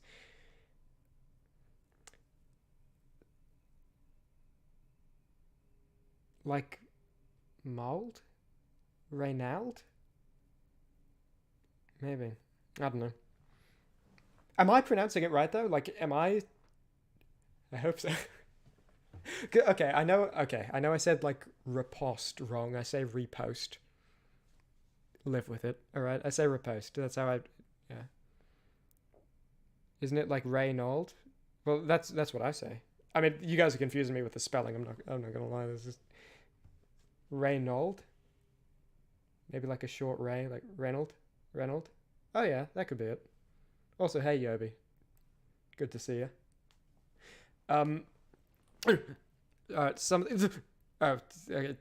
You weren't here before. I'm getting electrocuted every time I say because I'm saying it too much. Something else I really enjoyed was making the logical progression of stuff, because I didn't want people... I didn't want it to ever be what's going on. You know, like the start of Crazy Frog, not what I want. That would be an example of what I don't want. But I also don't want to spend a huge amount of time explaining arbitrarily what is happening, you know. I don't want to spend 10 minutes explaining why they're going to the darkest dungeon, but I want people to know why it's happening so they can be invested. And so I kind of made that logical progression of stuff, which wasn't all planned at the start. You know, I was building on what I previously made. With, like, after a while of fighting the corruption, they want to try find the source, so they go fight the prophet. The prophet tells them to go to the cove. They get the tentacle idol. They're studying it, and then they use that and the old journals of the ancestor to locate the darkest dungeon. Like, you can follow it step by step, and you don't need to, right? You don't need to consciously be, like, going through that. But it is nice. I think, again, subconsciously it makes a difference if you know why and how people are where they are. And, you know, it was harder than it might have seemed, because the real answer to why haven't they gone to the darkest dungeon yet is they could have this whole time. They could have gone to it on week 2 with, well, I think actually you can't on week 2. You could have gone to it on week 3 with your level 0 team and gotten wiped. It is available to enter the entire game. And so I need to come up with a reason, why is it only an option to go in there now? And yeah, I hope I did a good job with that. Because I had to make them find it, right? And I had to make it in a good way that wasn't just boring exposition. Let me just scroll through these disorganized notes some more. It's literally, by the way, the file name is literally disorganized director's commentary notes, because I was planning on organizing them and then I ran out of time. Whatever, I think it's going well. I think we're having a good time. I'm just reading through this stuff. Does this matter to talk about? Nah. One thing that was really cool was getting to listen to music so much, because it was pretty immersive. Thank you. That is exactly what I hope to be the case. So it's really, that's what I was saying before about how awesome comments are, because I don't know, right? I have goals for, I want to make an entertaining thing. I want people to be like excited. Yeah, I want to do for other people what people did for me before, where it's like, oh yes, this person uploaded a video. And if no one commented, I wouldn't ever know if I was succeeding or not. So it really is legitimately awesome whenever I get to hear that. And I hope I'm able to express the sincerity of that, even though it's very difficult to express. What do I think of DLC level mods like the Black Reliquary, Darkest Dungeon Vermintide, and so on, and will I do something like this for them? I could go through comments on stream. Perhaps. I think... I don't know. Like, would anyone watch that? You know? If I was just... Oh, here's like 2 hours of me reading comments and being like, oh my god, that's so nice. And like genuine reactions, you know? But... that's the problem. It's not just finding the way to express it. It's finding the way to express it in a way that people will listen to and be sincere, you know what I mean? If you'd known the stream was up, you would have joined way sooner. Well, you're here now. You haven't missed anything, really. You can just go back and watch the VOD later. Oh, you missed that I get electrocuted every time I say now, because I want to slow down on that. Also, your name is Electric Ranger. I've seen you before, but it's just funny because electric. Like, this is you. The VOD will be available forever. I might make it unlisted in a bit, but I'll put it in a playlist that you can find. So, no time limit. You can go back and rewatch as much of it as you want from what you missed. Something I really want to talk... Oh, sorry. Let me answer your question. With the DLC mods that add, like, actual gameplay levels. The answer is, I haven't actually played any of them. I haven't really messed around with Darkest Dungeon mods at all. As I mentioned before, I wanted... We just got Reynolds' head on screen? Alright, new sprite. Electric Ranger, you want to pick a character? We'll get one of their sprites on screen. I didn't have time to prepare real visuals for this stream, so we're kind of cobbling together whatever we can. By the way, I was about to say and I stopped myself and started with which is the first word of the sentence I was going to say. Intentionally. The electroshock therapy is actually working. I've been following the series from when you first heard of me. You've been following the series from when you first heard of me from Shuff, and it's been so good. Yet to watch the finale. Ooh, no spoilers, no spoilers. Okay, you need to watch the finale. You can stay here if you like. I'll let you know if we're about to say spoilers. No one put any spoilers in chat. If spoilers are about to be discussed, I'll just let you know and give you time to head off. So, I haven't played any mods at all. I wanted the series to, in some way, encapsulate the whole Darkest Dungeon angle, you know, which is why I was so glad that Pav was available to go in, because it, like, represents the community. I was so happy that Shuff responded to my message, Shuffle FM, and agreed, because Shuffle FM is such a huge part of the Darkest Dungeon ecosystem. I wanted the series to fully encapsulate Darkest Dungeon, and having him there made that possible. So with the mods, I mention the mods, and I mention, you know, you can do it to make the game exactly to your liking. You can add new characters. You can, if you don't like permadeath or you don't like specific difficulty or tense things, you just want to have a relaxing time, you can tailor the game exactly to your experience. I included that because I want it to be all encapsulating. I haven't really screwed around with mods at all, to be honest. I think it's in any game. Like, I play Fallout 4 vanilla, you know? I'm that kind of madman. I want to. I'm pretty sure I would love it. I just haven't really had a chance. Because, yeah, Thanos dies. I haven't really had a chance to mess around with mods. I don't have a lot of, like, gaming time, to be honest. Making these videos and all my one-off videos on the varied games, like, that's most of my gaming. I don't really have a lot of time. You want Bellicott on screen?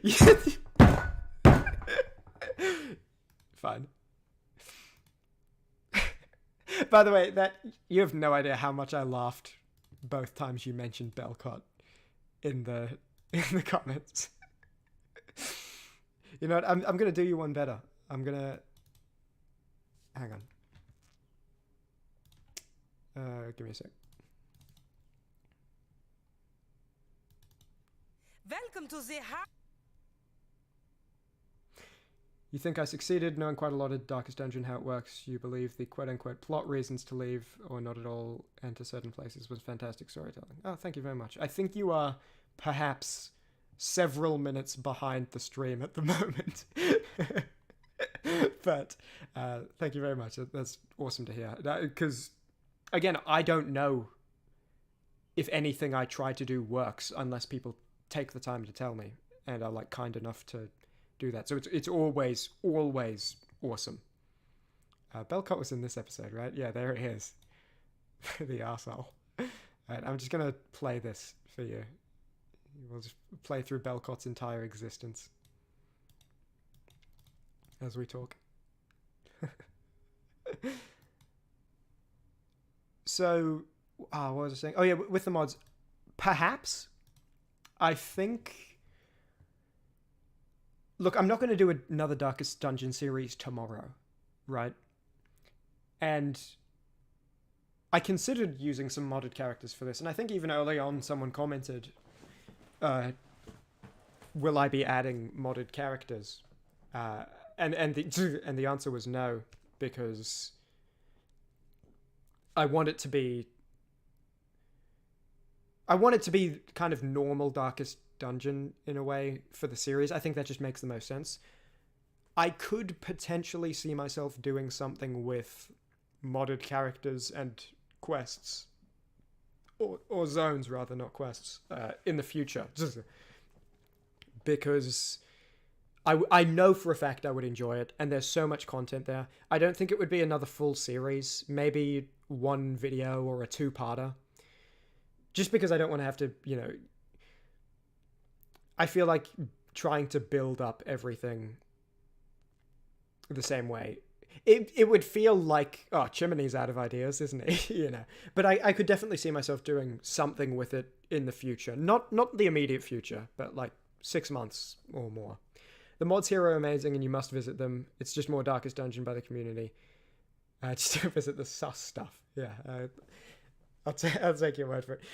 I have looked at the mods. I just haven't actually played with them. The same reason I didn't have... For those of you who don't know, Darkest Dungeon has a DLC called The Crimson Court, which I have and I've beaten. So I'm saying there's a chance. There is absolutely a chance. It would not be a series, and it will not be in the immediate future. But I know for a fact I would enjoy it, and it could be cool to come back and do something Darkest Dungeon. I'd probably make a Darkest Dungeon 2 video before coming back to Darkest Dungeon 1 when that game fully releases, but yeah.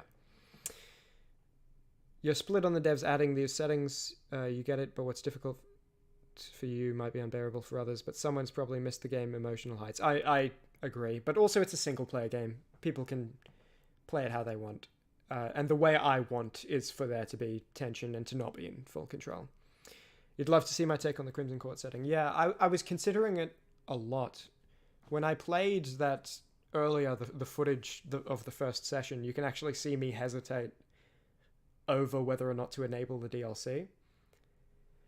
I ended up not doing it. I have played Crimson Court. I've beaten Crimson Court. It's very fun. For those of you who don't know, Crimson Court is a DLC that adds a new region. So now it's the Courtyard as well as the Warren's Weald, Ruins, and Cove. It adds, I think three major new bosses, but then also like a couple other mini bosses. And it's very cool. It's very different. That's something I love about Darkest Dungeon. The first time I played it, it's that it's not the same game over and over.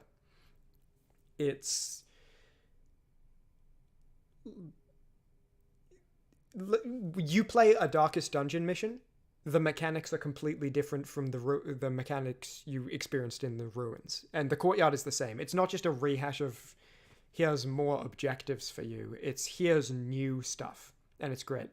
The reason I didn't turn it on is because my voice is my voice like that bad?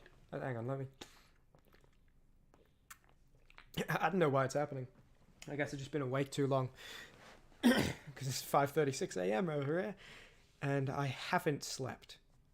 So, and I keep getting electrocuted. That's probably doing it as well. The reason I didn't turn it on is because it's a very intrusive DLC. If you're playing Darkest Dungeon for the first time, I would not recommend playing with Courtyard on. Because it's, as I said, it's very intrusive. The game becomes more about that. I feel like if I had this series playing with Crimson Court on, the focus wouldn't even be on the Darkest Dungeon missions. It would be on the DLC. Because that's what it's designed to be, right? It was released after the game for people to do an extra thing. But there's this infection called the Blood in it, and there's town events kind of get messed around with. The Crimson Court, if it's on, becomes the focus of the series, and so that's why I didn't turn it on. But I have actually considered, that's another thing I've considered, I could make like a video on the Crimson Courtyard with a new cast of characters later. I'm not certain about that one. I think the modded one will probably happen within like 4 years. Maybe within 1 year, but I'm not certain the Crimson Courtyard one will happen. I've missed some messages. Let me have a quick read. You're getting crocodile flashbacks? Dude, screw the crocodilian. Seriously. Not a fan. Man just finished the finale, and it's absolutely amazing. Out of quality work. Thank you so much, Unknown Entity. I am very pleased to hear that. Seriously, honestly, it's like that is exactly what I make the series for, is for people to have that sort of joy from it. It's like everything I've done on this series is completely justified and entirely worthwhile when one person says something like that, honestly. And I'm really bad at expressing it. We were talking about it a bit before you joined, but I'm really bad at expressing it. It is true. I genuinely, like, sometimes I will take a screenshot of just like a nice comment someone made, and I put it in like a folder. And then if I ever feel sad, I'll go back to the folder and be like, oh yeah, that person had like a nice day when I uploaded that video. And it's just awesome. I hope I'm able to express it by using way too many words, because I can't do it in few. Yeah. Crimson Court is good, but it sucks how intrusive it is. Yeah, true. And then those are good mods that self-contain it. Yeah. Because it is... I'm going to stop explaining that I'm pretending to be electrocuted if I say or I keep doing that anytime someone new joins. I'm just going to stop. People are going to be confused. Let them be confused. Oh, also, Unknown, don't say any spoilers from the finale, because for some reason, Electric Ranger has not watched it yet, and they're watching the director's commentary right now. So we're keeping spoilers out for now. If I want to talk about something that's spoilers, I will preface it. I won't stop myself from talking about it. But yeah, avoid him in chat if you're able to. Yeah, Crimson Court's very fun, but it was very clearly designed for exactly what it is, which is you guys have finished with the game, here's something new, rather than here's something else to be a slight focus as you focus on the main game, which you've already beat, you know. 4 years, it will be made if you wait with unflinching patience. Yes, it will. That's just a long shot estimate just to be safe. I don't want to say within 6 months and then it's 2 years from now, you know. Iron Man dies? Dude! I'll just say. Let me just go through my disorganized notes some more. Oh yeah, this is something I think I started to say, but then I stopped. I got to listen to so much music. I never get to listen to music, ever. And every time I get to work on a Darkest Dungeon video, I don't think you guys necessarily know, and I'm not trying to, you know, I'm not trying to be the person who puts out a tweet with like a screenshot of their Premiere folder and being like, oh, look at all this work. It's like, dude, every Premiere folder. If you were doing like a baby photo compilation, it would look that complicated. But like, it is a lot of work. It's a lot of hours, and it's a lot of, let me spend 4 days in a row doing nothing but eating, sleeping, and working on this video. And I do that because I enjoy it, right? I'm not suffering. I'm choosing to do it. But I get to listen to so much music, and that's like awesome, because I never get... Every time I make a Darkest Dungeon video, I add like 12 songs to my repertoire, and they're all awesome. Some of them are really weird. Some of them are... Yeah, I will just find a weird song. Yeah, I won't go in more detail than that. Am I saying I don't use dev commentary in games on your very first playthrough, Kappa? I think Electric Ranger is like 15 to 20 minutes delayed behind us.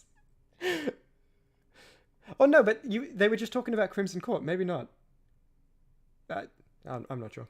Maybe I mentioned something about dev commentary. You're going to miss the series now? Well, just wait till the next one. You'll enjoy the next one. If I was an RPG character, what would be my unique trait? In what system? Are we talking like a medieval fantasy? Are we talking like Fallout? I'd be the ugly one. And I think I'd be the ugly one. I would have 0 in strength, 0 in agility, and max stats in ugly.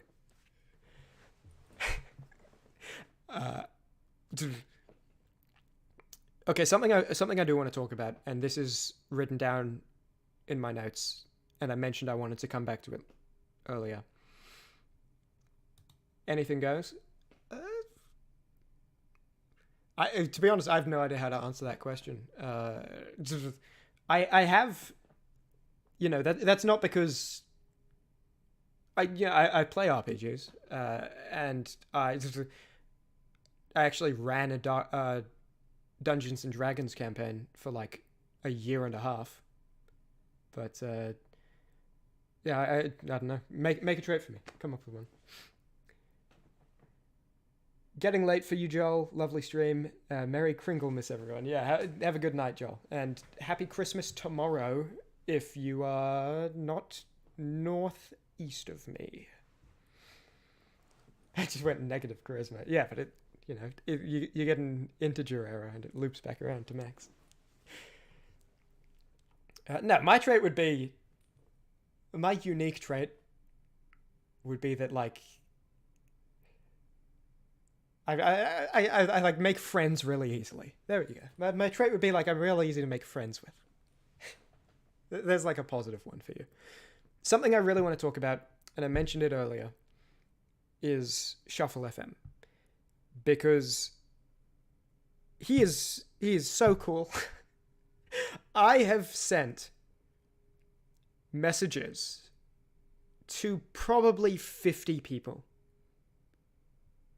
And most of them smaller than Shuffle FM.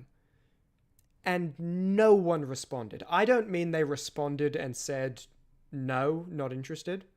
I mean they didn't respond, right? And that's fine, right? Because some of these people probably get a ton of messages. I'm not bitter about it at all. It's just... There's nothing wrong with not responding to the message. There is something amazing about taking the time to respond to the message. So it's not a knock on anyone who didn't respond, but for Shuffle FM 2... So what happened was I came up with the idea of a Butcher Circus video. I didn't want to just play against randoms, and I wanted someone who could be my consistent opponent throughout all the games. Hopefully do commentary as well with me to like have someone to bounce off of. And also just like explain some of the basic mechanics to me. To be honest, I pretty much got them already because I know normal Darkest Dungeon like the back of my hand. Butcher Circus is only slight differences. So I sent Shuffle an email, who is, if you don't know, probably I would say definitely the biggest Darkest Dungeon YouTuber. He does other games as well, but Darkest Dungeon 1 and 2 is his bread and butter. I sent him an email just like, you know, throwing a Hail Mary. Yeah, I spent so long drafting the email, just like making sure it was as close to perfect as possible. And he responded and he said yes. And then we got to, he helped me out with Butcher Circus. And he's so cool. Look, okay, here, something, all you need to know about Shuffle FM is the only interactions I've ever had with him is a couple of back and forth messages and 2 hours playing a game together, like half a year ago. And he retweets when I post about a Darkest Dungeon video to his audience. And like, that's all you really need to know. He is so genuinely cool, and he just wants people to succeed, even if it gives him absolutely nothing. I like Shuffle FM a lot. I wouldn't say we're friends, because again, we don't really talk that much, but we're definitely friendly. If he asked me to do something, I would absolutely say yes. And I'm pretty sure, just because of the guy he is, if I asked him, he would also say yes. He's very cool. But yeah, it was actually the second email he responded to. I don't think he saw the first one. And then I was like, I may as well send a follow-up, because either he's not going to respond on purpose, or he didn't see the first one. No reason to not send a follow-up. And he responded to that one. It was awesome. And my full perspective VOD I uploaded a few days ago. It's unlisted now. It'll go in a playlist with this for anyone who wants to see it. I have some more notes in this disorganized notes about talking about the Butcher Circus video, like how I constructed the story, because I didn't really have a plan. I was just... That one was literally just... That one was the one video where the entire storyline was constructed after the fact, because I was spending the whole time commentating, making jokes. You know, I wasn't like silent alt-tabbing, writing notes, you know. So the whole Lady Rosiette through line where she's like training, I had the basic idea it was going to be a training video, but the beats of the story weren't necessarily focused. It's also funny because the first match, when I was focused on the game, I actually played pretty well. I think that was my best match, and it was against his like most meta team. He won, obviously, but every other match after that, I was just like half focused, because I was mostly focused on having fun and making jokes. It's so funny if you watch the VOD.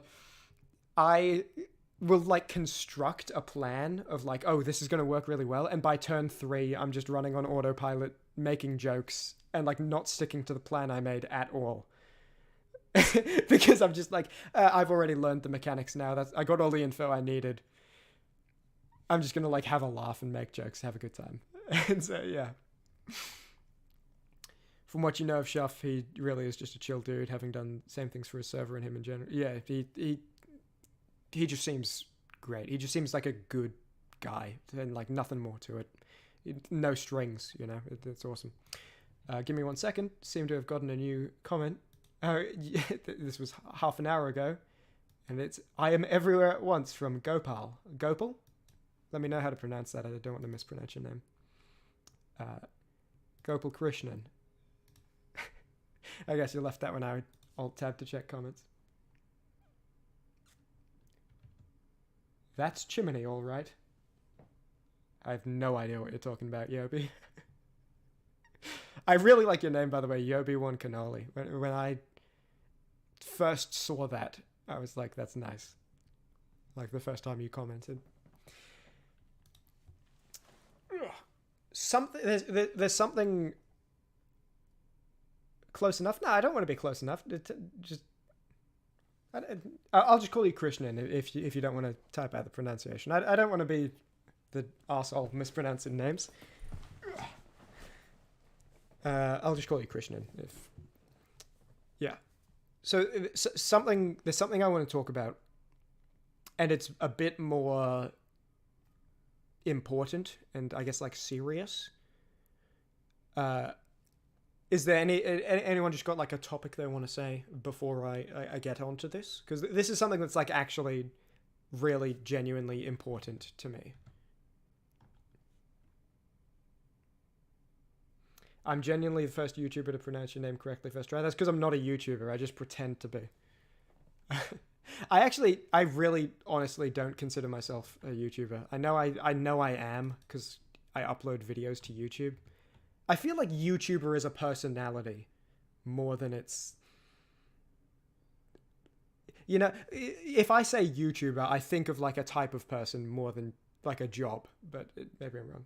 You got to head out. Merry Christmas. All right. Merry Christmas, Krishnan. Have a good one. Thanks for sticking around. You've been an absolute blast. Pronouncing your name, I feel like it's easy because it's obviously an Obi-Wan Kenobi joke, right?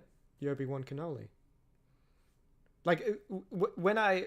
Because you also sometimes replied me on Twitter. I thought it was Yob there because your username's Logical Yobi. So I thought it was Yob, but then I saw Yobi-Wan Cannoli and I was like, okay, obviously Obi-Wan Kenobi joke. So the serious thing that I want to talk about, and it's not like, you know, it's not like a crazy serious thing, but it's something that's important to me. And that is Oddbottler. And Oddbottler being in a wheelchair at the end of the series. It was really, really, really important to me to get it right. Because like when I was making the wheelchair, I really like didn't want it to be a joke or comedic or look funny. I wanted it to... So, look, the whole time I was basically... Okay, so... Sorry, I'm stumbling through this. I want to get this right, too. I really wanted the focus to be more on she survived, this is great, more than, oh no, she's in a wheelchair now, this is horrible, you know? So like, I think I say things like, her mind is still the same, her intelligence and self have been preserved, and in time she will adapt, you know? Like, this is a wholly good thing, right? It is a complete positive. She could have died, she could have stopped existing, and now she gets to stay with her friends and keep existing as herself and keep thinking and creating. Like, the injury is the negative. Being alive and in a wheelchair is like an incredibly positive outcome because she's alive and she's herself and she gets the chance to keep being herself. Like, that could have been her end, but she gets to keep on existing. The reason it was really, really important to me to try and get that right. Okay, imagine if I did the angle of like, oh man, look at her life is ruined forever and nothing good can ever happen to her again now. Like, imagine someone in a wheelchair watching the video. They'd just be like, what the hell? Like, I'm actually doing pretty all right, thanks, Dick. You know, like, I really, really, it was important to me. I really wanted to make something where if someone was in a wheelchair and they watched it, their reaction would be like, hell yeah, like, let's go. That's exactly right. You know, it's not the end of your life. It's, you know, I'm not sure if it worked. It was really important to me to try express that based on the comments' reactions, I'm not entirely sure, because a lot of people in the comments were saying, you know, like, oh no, this is so sad, that rather than like, oh yeah, she survived. A couple of people said that, but yeah. Just dropping by to say congratulations on finishing and thank you for making a great series on a game I greatly enjoyed. Thank you very much, Red Luna. I'm also switching between who is I and who is you. I keep doing that when I'm reading. I don't know whose perspective I'm supposed to read it from, but thank you very much. That's awesome. I'm super glad to hear you enjoyed it. Have a very good Christmas if you celebrate it. I'd say, okay, I'm gonna read it from the other perspective. You'd say the feeling from it properly came through. That's very good to hear. You were hyped when you saw Audie survived. Yeah, thanks. That's very good.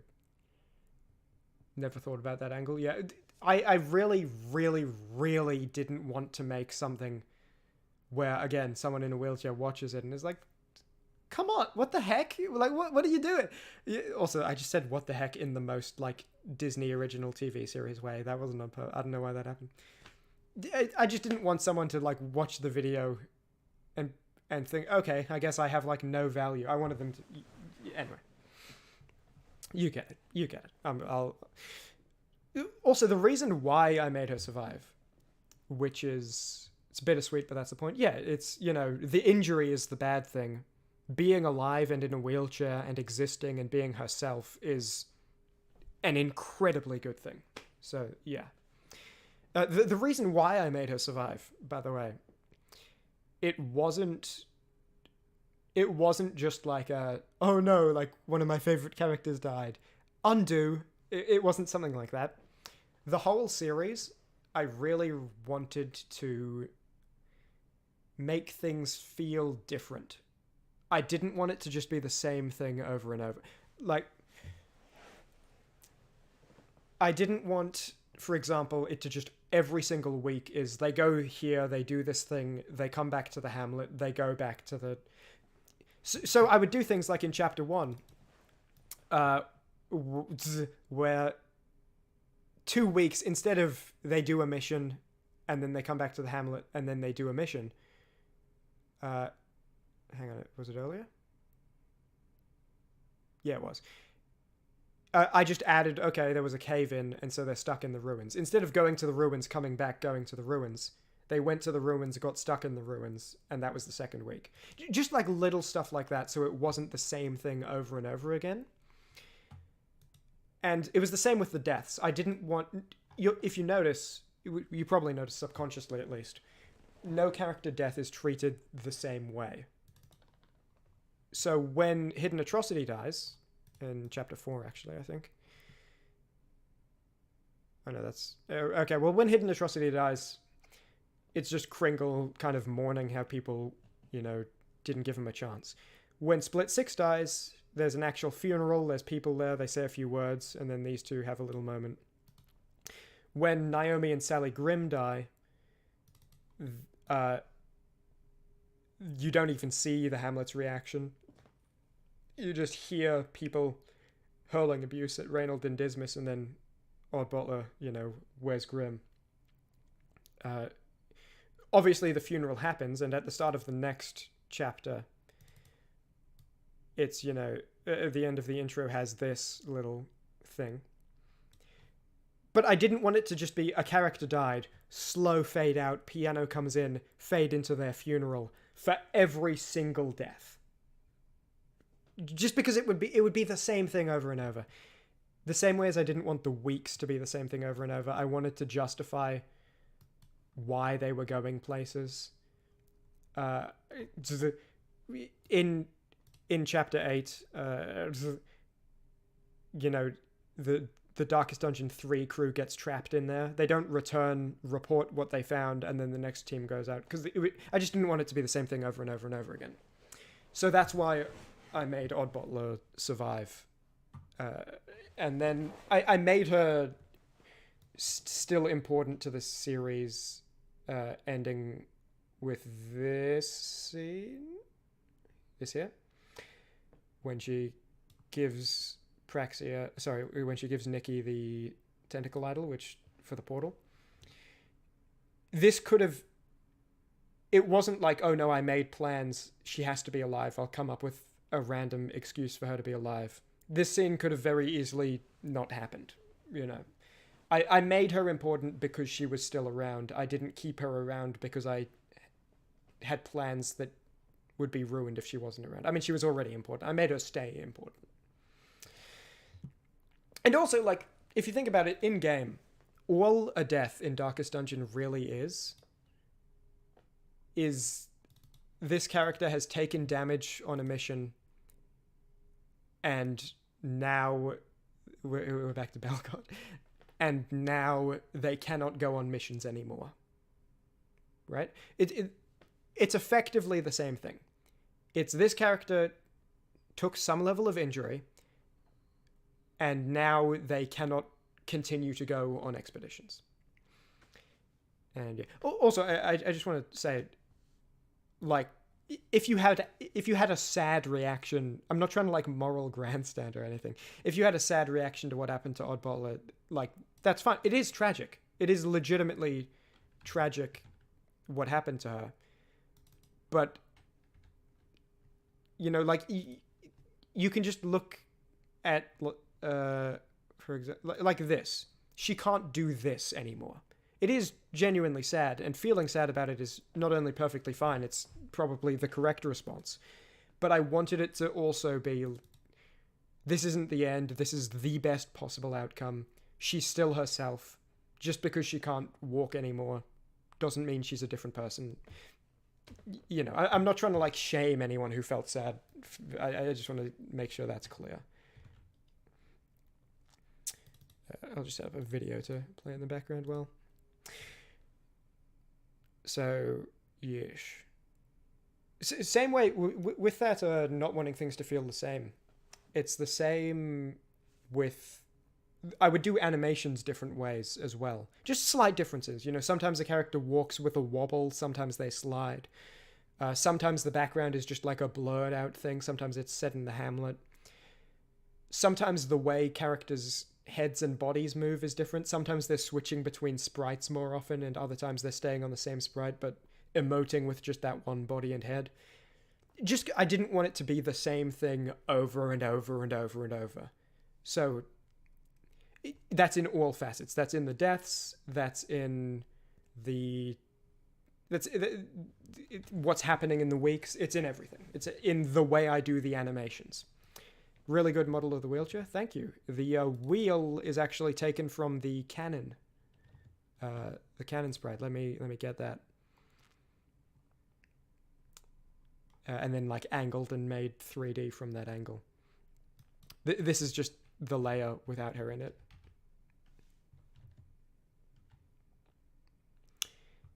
Let me get the cannon sprite for you to see. So if you just focus on the wheel. I cannot find this. Oh, hang on, that's right. It's not in... That's right. It's not in one of the boss folders. It's actually just in the free folder. Yeah, same wheel. You like the diverse ways of the sprites moving too? Yeah, I really didn't want it to be samey. Odd's character arc doesn't end by her being in a wheelchair, but rather gets extended. Exactly, yeah. She's the same person mentally. She's the exact same. It's same as in real life. It's not the end. It's a blessed continuation, we'll say.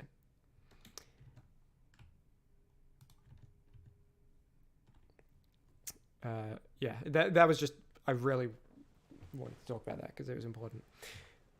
This director's commentary stream disorganized note is love the comments so much, and I just like wrote a bunch of really long words about how we've already said this. Oh my god, hang on, I need to show you this.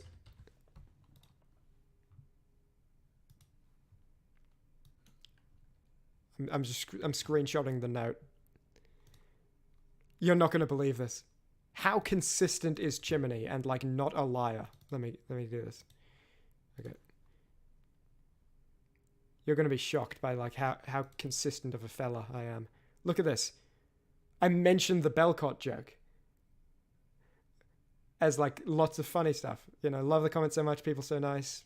People saying they binged the series is super cool to me. You know, good call, disorganized note writing Chimmaney. Like, yeah. Look, he spit facts. Imagining someone sitting down. I've gotten a few comments mentioning that they binged the series, and imagining someone sitting down or lying down or whatever, like over a weekend or something, and dedicating multiple hours just like having a good time is so cool. Like, that is so awesome that like people are just I don't know if I'm able to express it. The idea of people just taking that much time and enjoying it is so awesome. It's exactly what I make these videos for, and it's my favorite thing to receive confirmation that it worked. So, and there's the screenshot. I mentioned the Belcott joke specifically. What else is here? Talked about this already. Spitting facts. Hey, exclusively.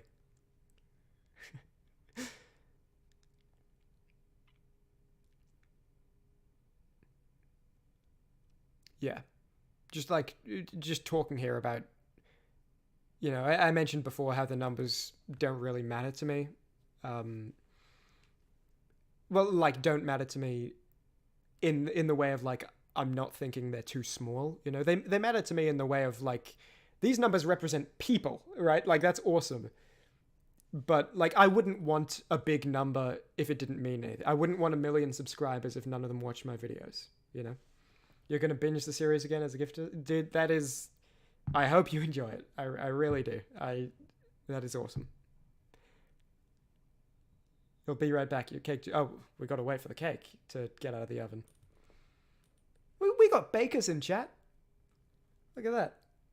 There are over 1,000 languages, and I chose to speak facts. Yeah, well... You know, speaking of baking... Actually, no. People can find that on their own. I'm not gonna spoil that with explaining it publicly. People will be able to find it. It'll be available to be found. There will be an unlisted video. But yeah, it's just like, obviously the numbers matter to me in the way that they represent people. I would like them to be as big as possible, as long as they meant something, because I would like to be able to entertain as many people as I am able to physically, but I'm like never crossing my arms and pouting and, oh, I deserve more than this. Like, that's just such like an alien attitude to me. I don't know if I can express to you how much I do not feel that way, or like underappreciated. This is fantastic. I hope I'm able to get this across. You know, if you want to like show the video to a friend, or like show the series to a friend, I'm not going to tell you not to, but like, you don't need to. The numbers aren't, I'm never looking at the numbers being like, that should be bigger, ever. Plot twist, Chimmaney's a baker? Yeah, could be, you know?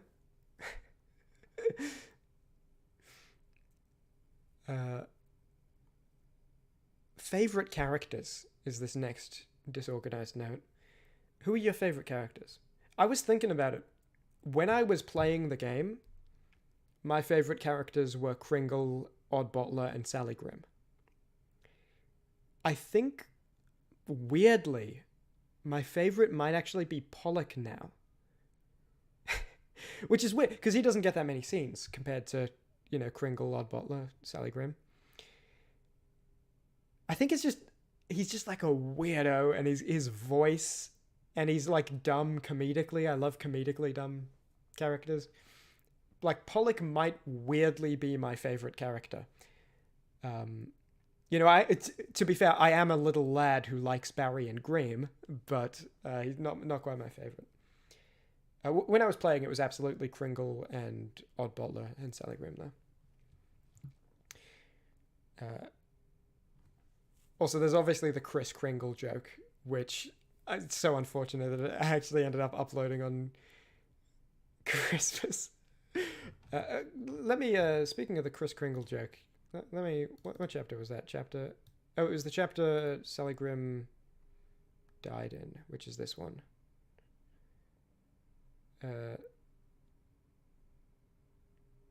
There's this little Chris joke, which I like. Yeah, him being Kris Kringle. I didn't even know that was German Father Christmas when I first named him that. I mean, maybe if you asked me, I might have known. But when I named him, I was thinking of... I think Americans call it Secret Santa. In Australia, we call that Kris Kringle, where you get like a random name out of a hat, and then you have to buy a present for that person, you know, at school or at work or whatever. And, yeah. You're back with the souffle cake with ice cream top. Dude, we don't just have bakers in chat. We got phenomenal bakers. What the heck? That's awesome. Hey, if you're looking for a cookie recipe, I can help you out with that. That sounds great. Dude, you're having a good Christmas. What? Well, I'm not going to ask you to dox yourself, Yobi. I was going to say, where are you? I'll cut to the chase. Is it Christmas Eve right there, or is it Christmas morning? Like, is this in preparation for tomorrow, or time zones are weird? The reason I'm doing this at 3 a.m. and, well, now it's 6 a.m., but it started at 3:30 a.m. And the reason I uploaded it at 2 a.m. is because I did a poll a while back. Well, not a community post poll, but just like a video post in comments, and then it'll go unlisted in a bit. And most people said this was the time that best works for them. So I was like, okay,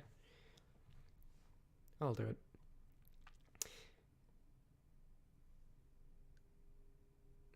Not sure it's a desert. Well, fair enough. Yeah, so favorite characters, that's what we're talking about. One thing okay. You know what? It's the director's commentary stream. I'm allowed to, like, fluff up my own ego. Okay? I'm allowed to today. Only today. Get angry at me later. Not today. I am so good at making names, dude. Like, I am so good at like Pollock, Kringle, Oddbottler, Sally Grimm, Jack Maniac. Like, I love them. You know? There isn't a bad name in the series. Even just like the normal names, like Nikki Jackson or Andrea Singh, those are great. You know, if you know someone named Andrea Singh, they are the coolest person you know, for a fact. That's just absolute. Norman Goodman, Amelia Banks, even the normal names. I'm very pleased. Something I think is a bit funny, and I laughed with my friend about it, is Cutie Una sounds normal. If her name was Cute Una, that's like weird, isn't it? Like Cutie Una is like, yeah, that's her name. Cute Una is strange. I don't know if that's just because I'm used to it, the normal one now or not, but yeah. I do wish I did Barry and Graham though. That would have been better. One thing I really like, just a little detail, is when characters have special... It was really important to me to keep the characters consistent, because there's such a wide cast of characters. If Kringle was really kind in one scene and then... Whoop, knocked the mic. Really kind in one scene and then, like, an asshole in the next scene, it would be really hard to keep track of all the characters. Keeping them consistent is really important for how many there are, for it to make sense and you to be able to keep track of who's who and who does what. And anyway, part of that consistency is just like consistency of relationships with each other. I really like when the characters have special names for each other. You know, like Una calling Kringle Chris, Oddbottler calling Nikki Jackson Dr. Jackson, Nikki calling Oddbottler Oddie. That sort of stuff. I feel like it feels more real for some characters to have another name that they call other characters. Split Six's death really upset me because they were cool. I liked Split Six a lot. They were fun. That really upset me when they died.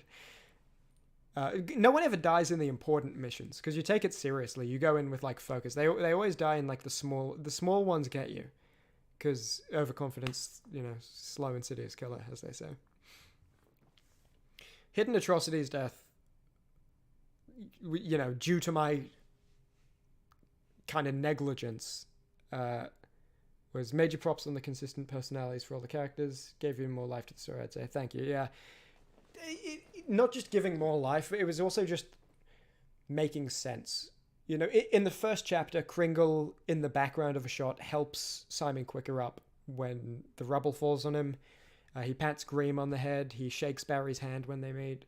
He helps Hidden Atrocity. He's kind to him. You know, it's very clear what kind of person he is, and he's the same person in all those scenes.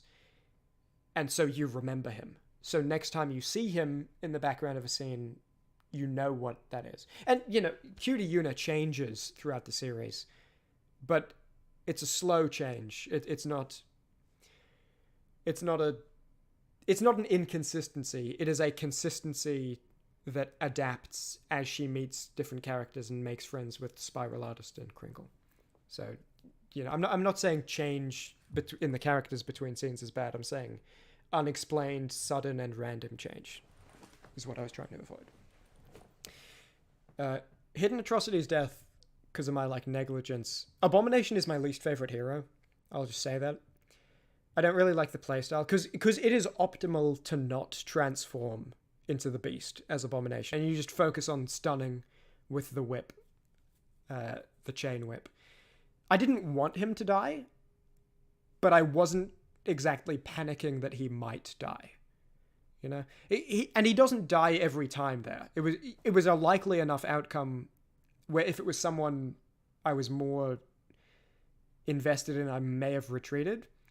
But I think because I don't really enjoy Abomination, because transforming is, like, ill-advised, I wasn't really... I was like, if he dies, he dies, you know? Naomi and Sally Scrim's death, we talked about it earlier, that really... Not happy about that. Dismas's death upset me too. But I am glad all of them happened. Because I really... If it was just like a clean, perfect playthrough, or like I was loading saves or whatever, I don't want to send someone into the game with the wrong expectations, and then they just have like a horrible, stressful time because they saw like perfect gamer Chimmaney win it all in his series, you know? Like, if I just sent... hey, look, everything's perfect, it's all good, and then someone plays, and they're like, oh yeah, this is good, because they're playing the early missions, then they get to the hard missions, and suddenly all their favorite characters die, and the game sucks, and they hate it, and they feel sad, and the game's ruined. They need to be going into it expecting stuff can just happen. And so I am glad the deaths happened, even if they were a bit annoying.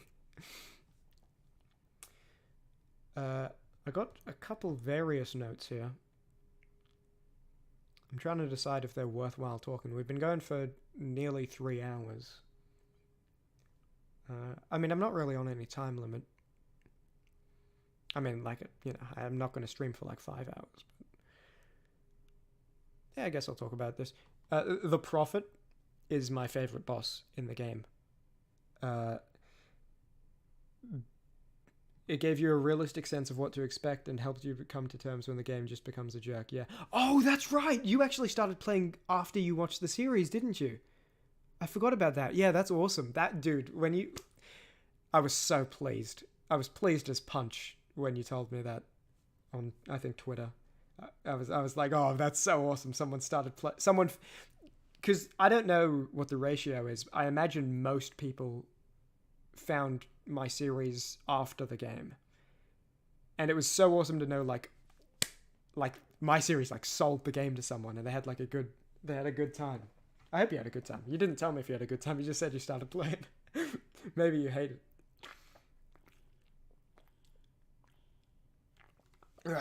Drinking water. The Prophet's my favorite boss, and it's not to do with gameplay. Gameplay-wise, I don't really know who my favorite boss is. It would be hard to say. I'd need to look at them all.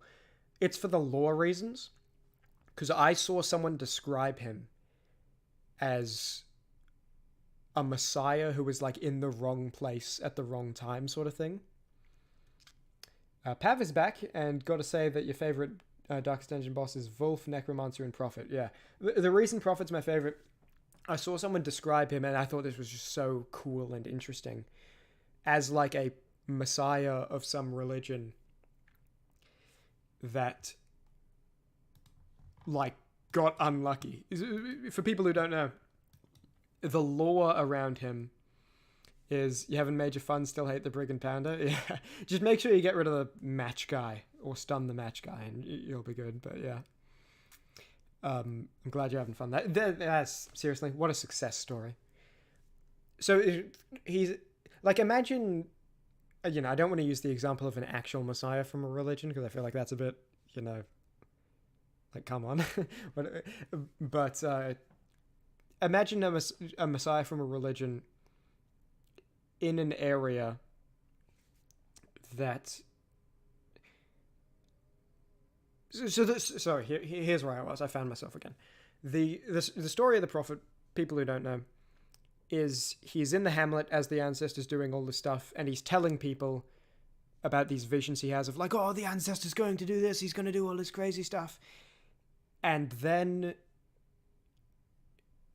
the ancestor is annoyed by him because he's like scaring the townsfolk. He takes him into this like area and he shows him like the results of his work directly, and it drives the Prophet mad, and he tears his eyes out from their sockets and runs off screaming, and he's mad. And the ancestor also, this is after trying to kill him a bunch of times, but he came back to life. So that's why he's in the stocks and he's drowned and he's got the knives in his back. The ancestor kept trying to kill him to get rid of him. He kept coming back, so then he drove him mad. And like, imagine this like messiah who, you know, walking around, healing people, fixing the world, sent by some god, and ends up in this one town, and he's like, oh, there's this evildoer in this town. He's like the main character of some religious text. There's this evildoer in this town, and he's warning the people, and he keeps being killed, and he keeps being resurrected, and then he sees something so absurd and crazy and intangible that he goes mad and rips his eyes out and is just inconsolably insane. That is like the most dark and like corrupted, weird... I love that sort of stuff. It's the same thing with like, I'm a big fan of like Disneyland creepypastas, even the ones that are like really poorly written. I just like that sort of stuff where it's something good and solid that's kind of been twisted and made bad. And imagining some messiah who is destined to like save the world running into this the wrong rich guy in a town and ending up like that is so like jarring and unsettling. I just really like that. Wolf's extremely fun when you manage to complete the mission and you miss it afterwards. Yeah, I do like Wolf. I don't like him because he, you know, killed Odd Butler in game, didn't kill Odd Butler in story. But yeah, it is a fun mission. I really enjoy it. Wheeled bosses and missions suck in general. I think... So the way I play the game... Maybe I'm just cracked at gaming. I don't know. I like never do a lot of the things I should do. So like, for example, I do not plan my supplies based on the area. If I'm going to any area, I take the same supplies, just depending on whether it's short, medium, or long. I don't take like, oh, more bandages for this area, more anti... And I don't plan the heroes either. Like, oh, I shouldn't take Plague Doctor to like the Warrens because they have high blight resist. I don't do that. And I think the reason I don't do that is because I don't need to. Like, I've never been punished for it. I've never... You know, I have a team and it works wherever I take it somewhere. Maybe it's hard to get blights on people, but I still end up fine. So the regions to me don't really mean a whole lot. I normally, in all my playthroughs, I normally don't do the Cove that much. I have 100% of the game, but like the Cove is always my last area to go to. And I think it's just because it unlocks last, and like my characters are all past that level, like the low levels by the time it gets there. So, yeah. And like, just think in the series, like the Sunken Crew got mega skipped, you know? I mentioned them for like 10 seconds the first version of them, and we didn't find any other versions of them. Breaking news, Chimmaney finds out he's cracked at gaming. Yeah, well, it was bound to happen eventually. I mean, you don't get this good without eventually realizing it. One thing I do like about... I don't know why my voice sounds so weird right now, by the way. This is, like, jarring. I'm a different person. I'm pretending to be Chimmaney for views. Maybe it's something to do with talking for 3 hours straight after getting 0 sleep. Could be. One thing I do like is I feel like... And Yobi, you can probably attest to this. Hopefully. Maybe I'm wrong. I feel like the series leaves enough wiggle room where there's still experiences to be had if someone gets the game after watching the series. Because I don't show any of the DLCs. Well, I don't show Crimson Court and Color of Madness. I show, Flagellant and Musketeer, but those don't count. I don't show any of the mission DLCs. I don't really go into depth on some of the bosses, like, for example, the Sunken Crew. I only have the one Crusader. I barely use Hellion, barely use Leper, only one Man-at-Arms, only one Jester. I feel like there's a lot to still be experienced playing the game, even after seeing the series, which I like, because I wouldn't want, like, oh man, this series is so cool, let me check out the game. Oh, this is just what I've seen already. It's the same, it's boring. Oh yeah, definitely? Okay, cool. That's glad to know. Because that's what I was aiming for. I was so stressed before going into the second Darkest Dungeon mission. Well, more concerned than stressed. Because by that point, I mentioned in the video in Chapter 8, here, I'll pull that up now.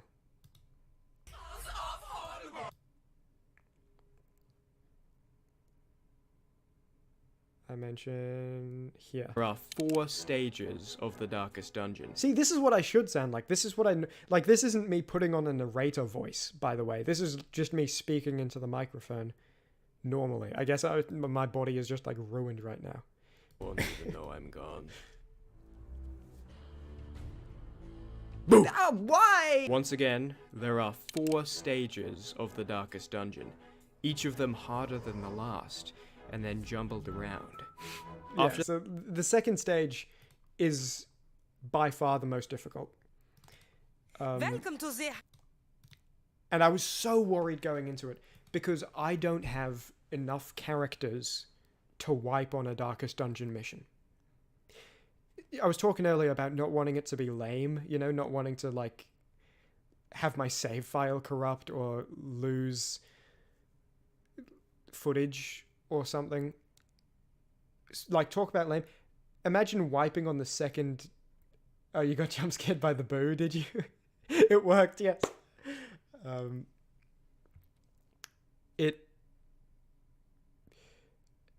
What was I saying? Oh yeah, imagine if Norman Goodman's team wiped on Darkest Dungeon 2. It's like, who would I fill them with? Okay, I could fill them with the DD3 team, and then I could fill DD3 with the DD4 team, and then who's left? Right? That's why, I made a joke about it, but that's why I was, like, kind of leveling up the unimportant characters, because I was kind of like, alright, I'm, like, really concerned. Hopefully, if that happens, I can, like, spin these weeks into mattering. I can make up some scenes and add them in to make these characters matter before I use them for that. But it didn't end up happening, luckily. But I was so concerned, dude.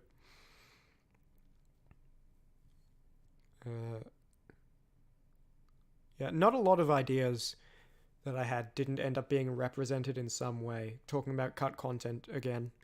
Like, for example, Reynold was going to have a full prayer scene that I actually recorded back in Chapter 7, and then I was going to put it in Chapter 8 when it didn't fit in Chapter 7. But it was just not worth it, too long, too sentimental. Again, wanting to get that balance. Which is why in Chapter 8, he visibly prays, and from context clues, he's probably praying about his dead friends. He visibly prays when Lady Rosiette and him have that conversation near the start of the video. But you don't hear him do the whole monologue, which I recorded and wrote. Because it's like, you don't need it. You don't need it. You just cut for time's sake, and yeah, I don't. Again, I said it before. I'll say it again. I didn't want it to just be like I made up a story. I wanted it to be balanced. I made up a story and gameplay, not just here's something. Here's a story I wrote, and this is an excuse to force you to watch it by putting Darkest Dungeon in the title. I wanted it to be Darkest Dungeon. Got some notes here on just various stuff that ended up being cut because it just didn't matter. There is lots of background stuff that isn't really gone into detail on. How long is it? How long is... Oh, the Reynolds prayer. I think it was like 30 seconds, 35 seconds. It doesn't sound long, but in a scene, it is long. Like, in the video, it would be intrusive. There was background stuff I didn't go into detail on, like, outright in voice lines, but I feel like it makes the world richer. So I feel like a lot of the time when everything is explained 100%, it feels shallow, because it's like, okay, so there's no depth to the world. Whereas when you have stuff, it's nice just having details that aren't expressly talked about by characters. Like for example, Spiral Artist's, kind of like adoptive grandfather-granddaughter relationship with Norman Goodman. And that she clearly has some kind of tragic background, which is hinted at by a couple of lines, but not expressly said. It's pretty much just the Shield Breaker's background from the comic, but it's not expressly in the video. Oh yeah, with that focus screen time, it would be pretty intrusive. Yeah, look, it's one of those things where if I had chosen to do it, I would have made it work. But I chose not to do it rather than to take the time. Just because I didn't think it added that much.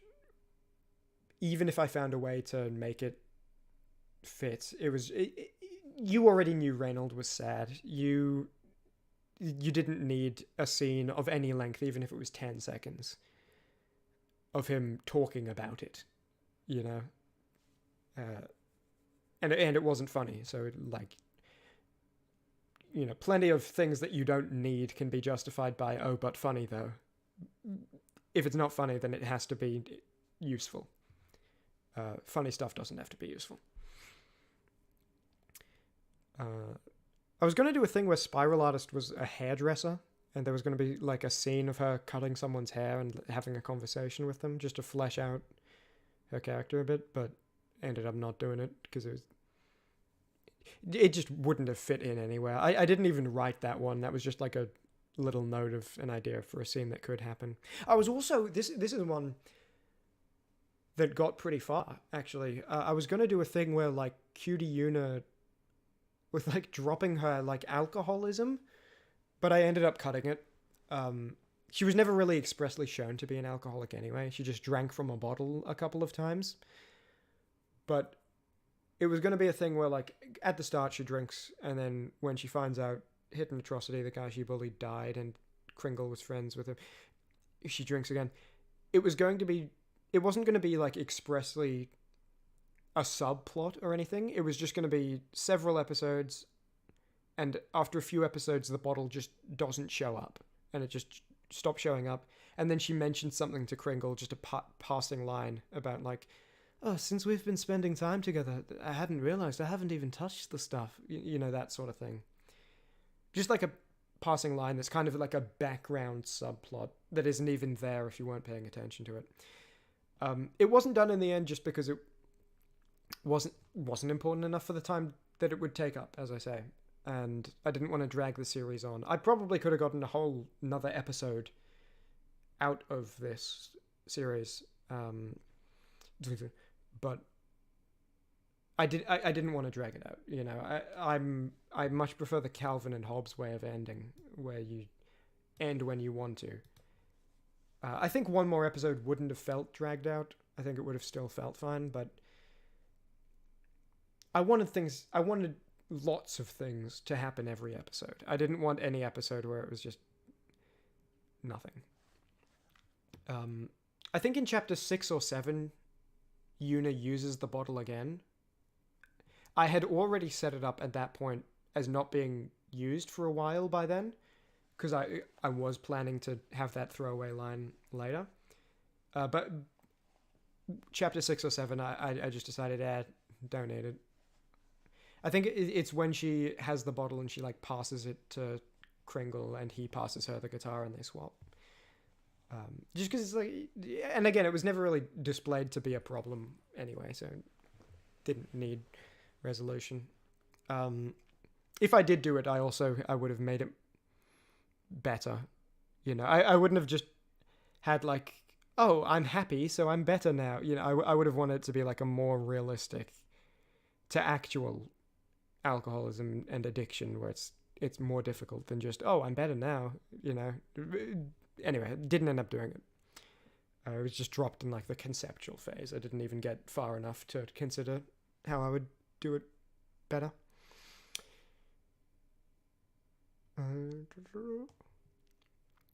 Yep, talked about this stuff already.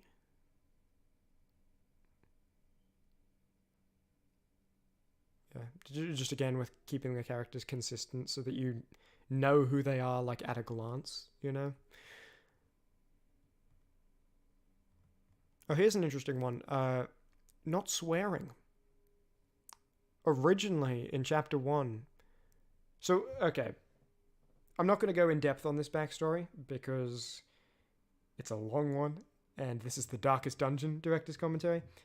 I have a year's worth of videos that are all private on my channel that were uploaded before the Darkest Dungeon series. The Darkest Dungeon Chapter 1 wasn't supposed to be like a reset on the channel. It was supposed to be just another video. The years-long backlog, I think, is very funny. I think it's very good. I'm very proud of it. I'm not ashamed of it or hiding it. It just doesn't fit with what I'm doing now. And it would require, like, a long explanation, because I don't think anyone would even get it. But I would swear, you know, I sometimes swear in real life. Not that often. I don't think it's a problem. I don't have any issue when other people swear. It's just... In Chapter 1, there were like 2 swear words. And as I was putting the video together over like however many weeks, I just realized it would be so easy to get rid of them. And so I did. And then I just stuck with that. And none of my videos have swearing in them right now. And probably for the future. Again, I don't have any problem with swearing. I just think I would only do it if it would make the video better. You know? You still remember the Prince of Egypt edit? Dude! that video is still watchable, by the way. It's unlisted, but it's in my Weird Stuff playlist, so you can watch it.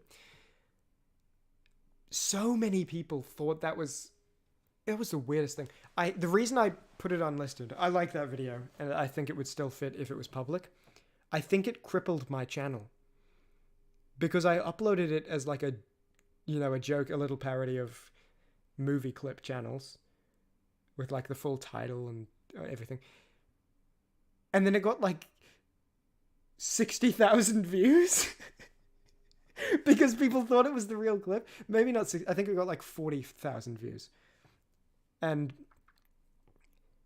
it's like, okay, so now this video has like 40,000 views. All my other videos have way less. So does YouTube think like every other video is just underperforming or something? So I had to get rid of it. But I love that video. It was so weird. It was a weird experiment because everyone in the comments was so sincere and so earnest. And they were just like, oh, I love this movie. Like, they didn't even address like the weird stuff that happened in the video. They're just like, oh, this is one of the best movies of all time. Heart emoji. It was the strangest thing. I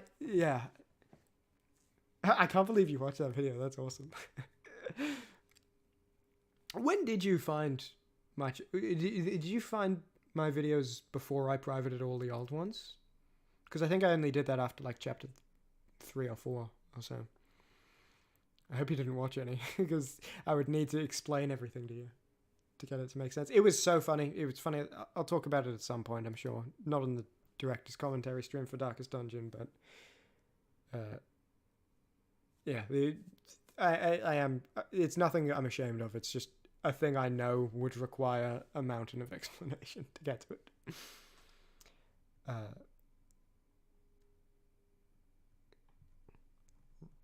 Going towards the end of the notes here. Again, any questions, anything you want me to talk about, go through. I've probably got another maybe 10-20 minutes of notes to go through without any questions. So yeah, it was one or two. It was 2 or 3 that came to the algorithm gods. Then you watched it and watched the others. But you didn't watch my old videos, right?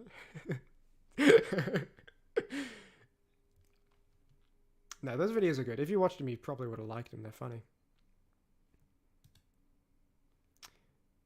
You know what? Let's set the Butcher Circus video to play in the background here.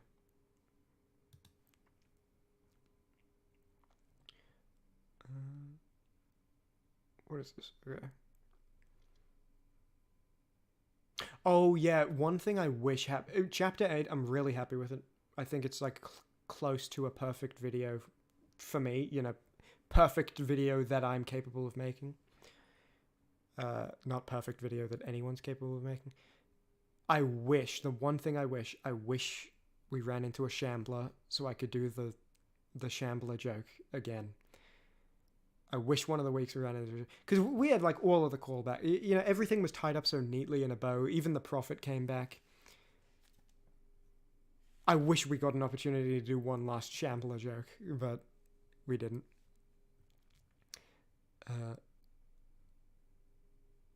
Oh, here's something. With the Butcher Circus video actually is a good example of this. With the visuals, inconsistent sizes on purpose. So sometimes things would be disproportionate, but it's for a good reason. So like, for example, zoom out here. Yep, everything's all fine.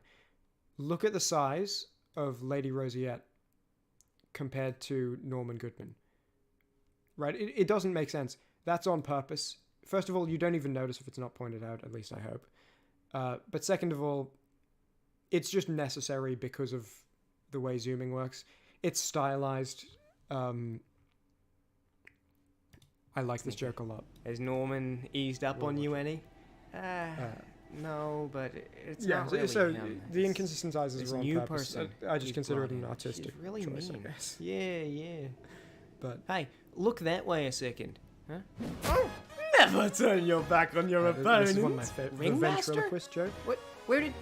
My Where's finest Nikki? work. My opponent? What are you... Hiya!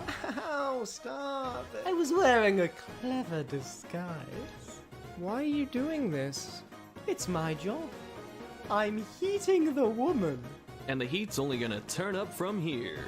Are you doing ventriloquism right now?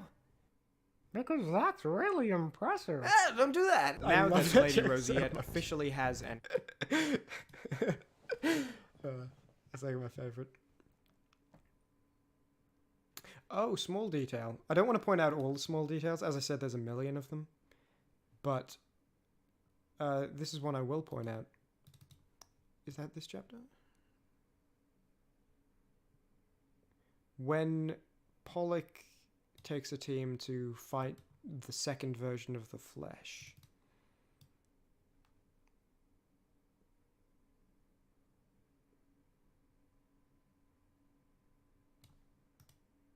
It definitely wasn't chapter 7.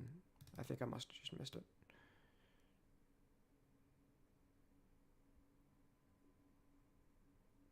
Yeah, no, it's definitely this one because he drops the piece for...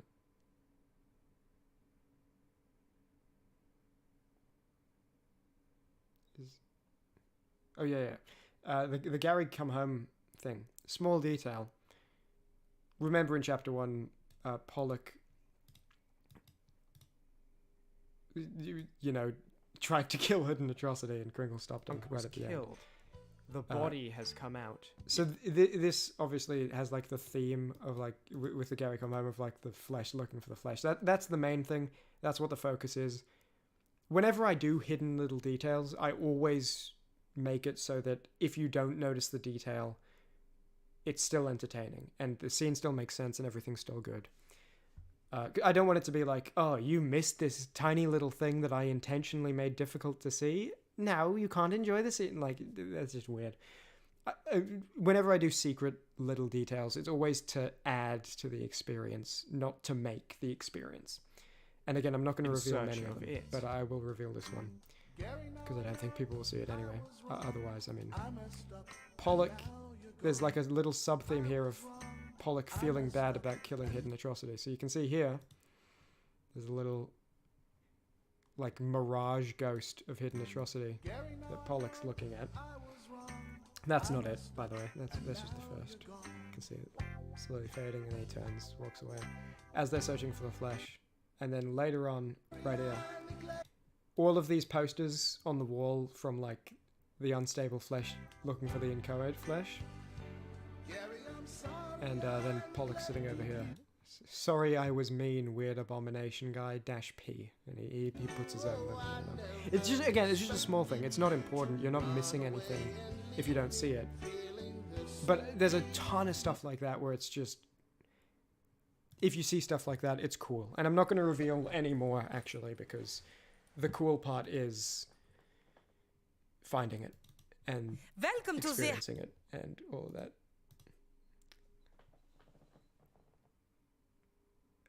Oh, your God, you never noticed. I should have definitely said, oh my God, on that. I read that like a fool. Okay, you're binging everything now? Well, I hope you noticed. I said it earlier, I don't know if you were here for that, actually. But I had the opportunity to put a ton of thought into the series because of how much, I would spend 4 hours on like a 20-second segment.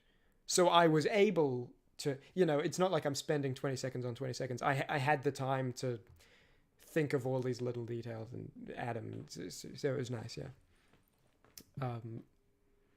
And there's a bunch of them are jokes as well. Like, that one's just a little lore detail. A bunch of them are, like, hidden jokes that are funny as well. I just skipped ahead because we've seen the start of this. We've had it playing in the background already.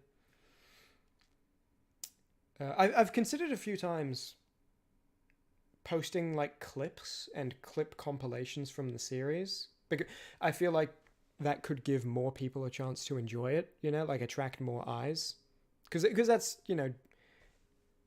how a lot of people consume media nowadays, is in shorter form content, right? Nothing wrong with that at all. It's how it is. And, like, maybe I'll do it at some point, but I've started a few times. I've, like, opened a Premiere folder, put some videos in, and, like, all right, I'm going to go through, I'm going to clip, I'm going to make, like, a funny moment compilation. I'm going to make, like, an all Kringle scene compilation. I'm going to make, like, an all Prophet appearance compilation. And I always, like, get a little into it, and it just feels weird. And for a bunch of different reasons. If I did do it eventually, I don't think I'd post it to this channel. I think I'd make, like, a second channel. Well, actually, I have a second channel. Right now, it's just empty. Didn't used to be. But I'd probably post it to the second channel, just to not clutter the feed, especially since the people on this channel have already seen all the clips, But, it would be a mix of just like, oh, here's a single funny thing, it's like a 6-second video, and then, like, here's like a 6-minute compilation of all of the times Cutie Una and Kringle interacted. But anytime I start, I feel like I'm not allowed to. I feel like if someone else made it, it's okay, but when you make it for your own series, it's, like, weird and, like, kind of, like, weirdly desperate. And I don't know, I also feel like it might, like, kind of spoil it a bit. I don't know. It's just, it feels weird anytime I try to start that. And I think part of it might be because, like, the series is so constructed to be watched through, there's so many, like, links to previous thing. It's not just like a bunch of episodes that are unrelated. It's continuous, right? And so I feel like posting it as clips, I don't know. I don't have any problem with it. I think I just have a problem with me doing it. It feels weird anytime I start. Maybe I'll do it eventually, but yeah. As I said as well, this might be my last time beating Darkest Dungeon ever. Almost definitely not my last time playing it, but playing it through to the end. Because normally in a playthrough, you're with the characters for like 60 to 80 hours, but like this time I've been with them for like 1,200. You know, I can't look at that skin Man-at-Arms and think anyone other than Norman Goodman anymore. I've been with these characters too long, you know. It's to the point where I actually like have trouble remembering the hero names sometimes, you know. I'll be thinking about Spiral Artist, and it'll be like a second or two before I remember. Oh yeah, Shield Breaker is what that is, you know. When I'm like looking up something on the wiki to get a screenshot of a wiki thing to put in the... I'll search like, oh, Spiral Artist Darkest Dungeon wiki, and like, oh, Shield Breaker, I'm in. Or like, oh, what's Norman Goodman again? Oh, Man-at-Arms, and you know. Because these characters are just the class for me now. Especially since there are so many classes, you know, Crusader, Jester, Man-at-Arms, Shield Breaker, that I only have one of, right? Like, a Vestal isn't necessarily... The skins, you know, the red skin is Lady Rosietzame, for example. But I've had 4 Vestals. So it's a bit easier to separate and think of them as like under the hero category Vestal, rather than the personal category of their name. Yeah. I do want to eventually, when Darkest Dungeon 2 gets its full release, do something with it. Whether that's a video or a short series, I don't know. I'll figure that out after I start making it. I already have the idea. I know what it's going to be. But I haven't actually played it yet, but I have looked at the game quite a lot. You've gotten in the habit of calling occultists Simons or Rounins. Have you actually? That's so cool. That's so awesome.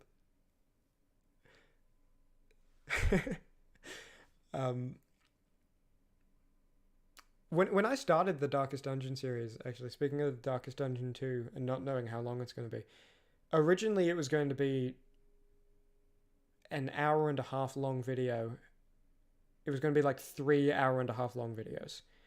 And then I finished the first half hour, and I was like, okay, that took me ages. I'm just uploading this, and I'll work on the second one initially. The reason they're called chapters, even, is because originally it was going to be within the video, you know, after a certain point it was going to be like, oh, chapter 2 on screen with like a little subtitle. But ended up doing it this way. I think this way is better as well, to be honest. Which is probably the reason I made the choice. But yeah, I have no idea how long Darkest Dungeon 2 series will be, whether it's one video for a one-off game, or if it'll be a short series. They're seriously stuck in your head. That is amazing. Genuinely. That is fantastic.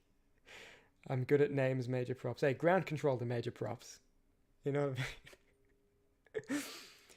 I mean? Yeah. So the thing with Darkest Dungeon 2, if you don't know about it, it's a very different game.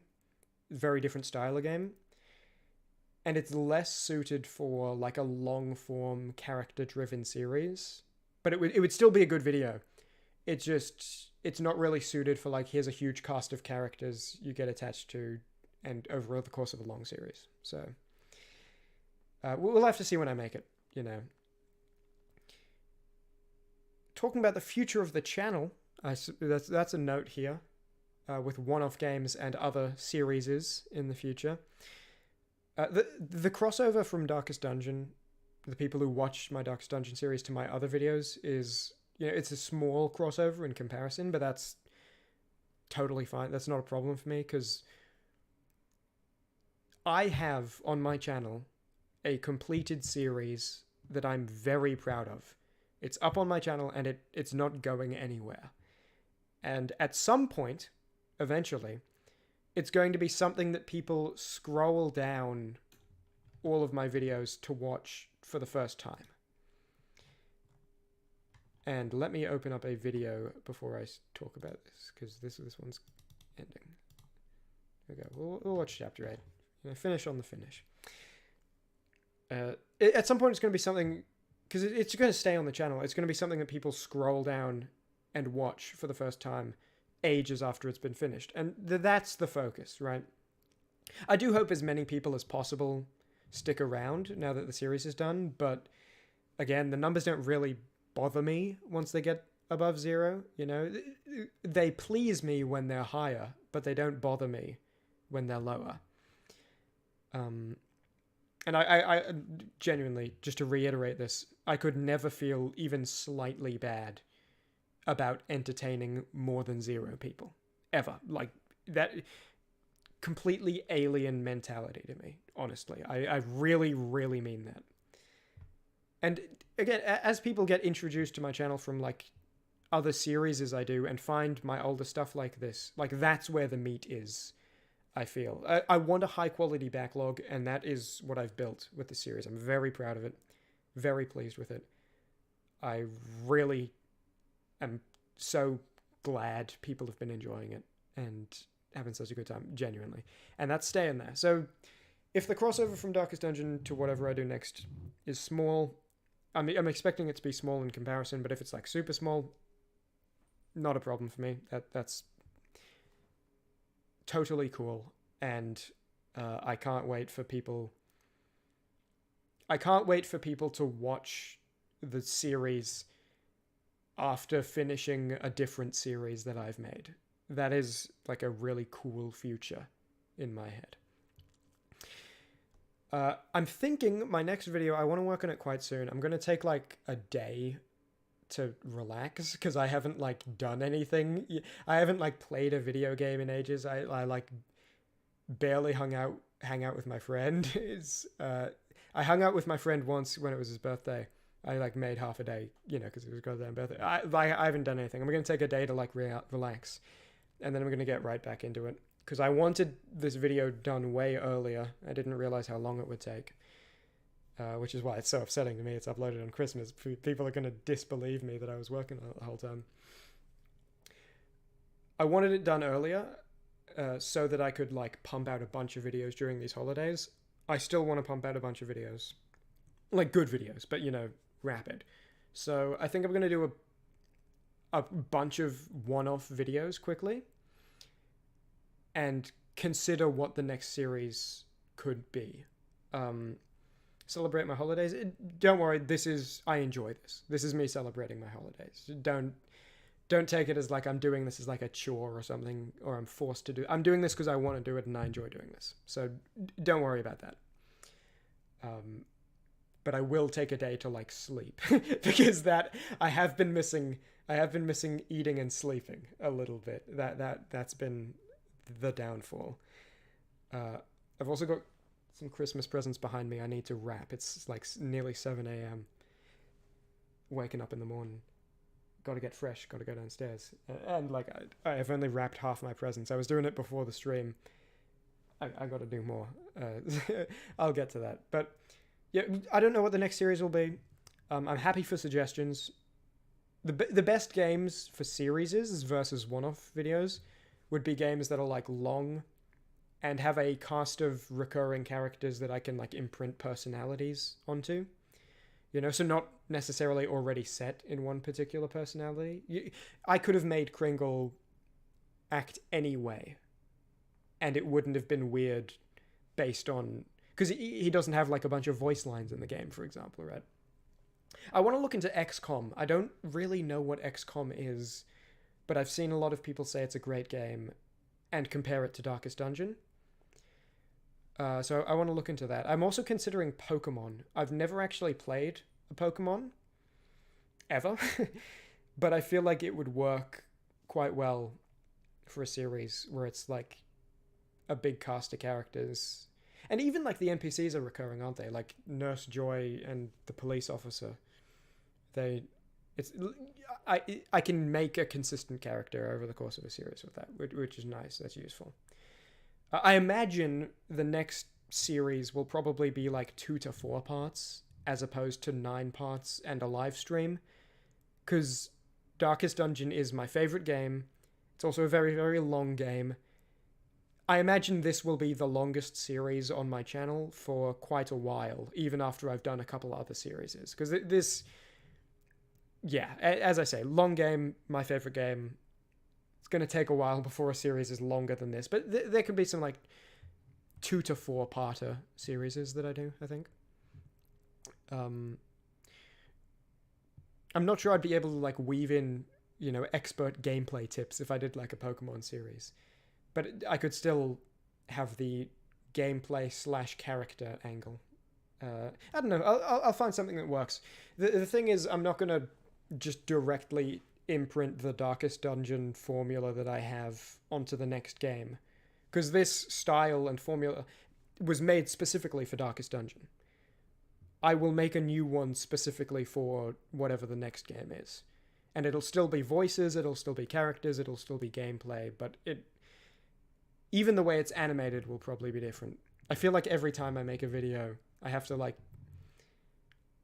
completely, with all the one-off videos, every time I do, the visuals is always completely different. I have to like reinvent it to fit the game. Like the Buckwheat Racing video where it's cutting together dialogue scenes versus like the Immortal Redneck video where I basically have to reinvent the wheel every video already, and I enjoy that.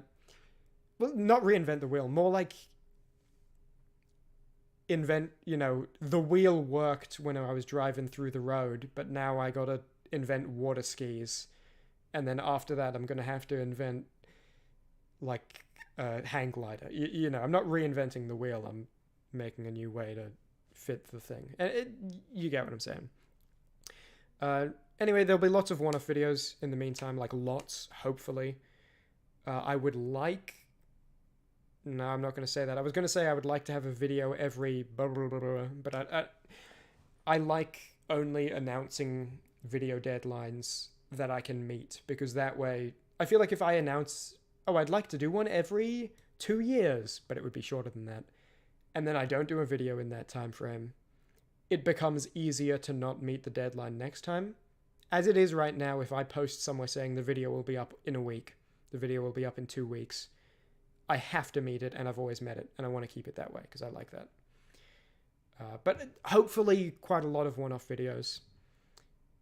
Maybe some weird stuff in between the one-off videos, and I'll try to figure out what the next series will be. Suggestions welcome. I have some places I'm ready to start looking. But yeah, that's 3.5 hours. I've said most of what I want to say. I'm sure the reason I wrote all of those notes is because I know that soon enough I'm going to remember, oh my god, I should have said that thing. And it's going to like really bug me. So I like wrote down everything, and then I didn't have time to sort it at all. But I'm sure I'm going to think of more things that I didn't get to say. And whatever, that'll just have to be the case. Again, even if I was just... even if I was just going through I could go through the videos, watching them and like pausing and talking about it. There'd be way more stuff. So there probably is way more stuff, but I'm happy. I think I made most of my points. I think I said most of the important stuff. Gonna end it here. Unless anyone has anything they want to say or any last questions they want to run by me. I will, in the meantime, refresh various pages to see if I got any comments I got to respond to on the thingy. On the video. That's the word. Oh, I got 99 views in 5 hours. Holy smokes. Oh, and then here it says 117. Okay, wow, this is going nuts. That's awesome. I don't know. I think that's the best ever.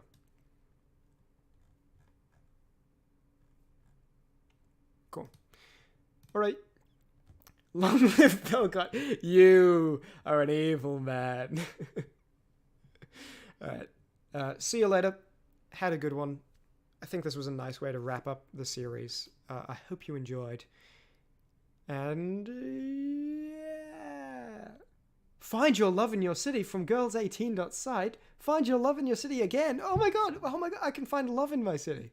Okay, this is just going to keep happening. I think it's about time to end stream. See you guys later. This has been fun.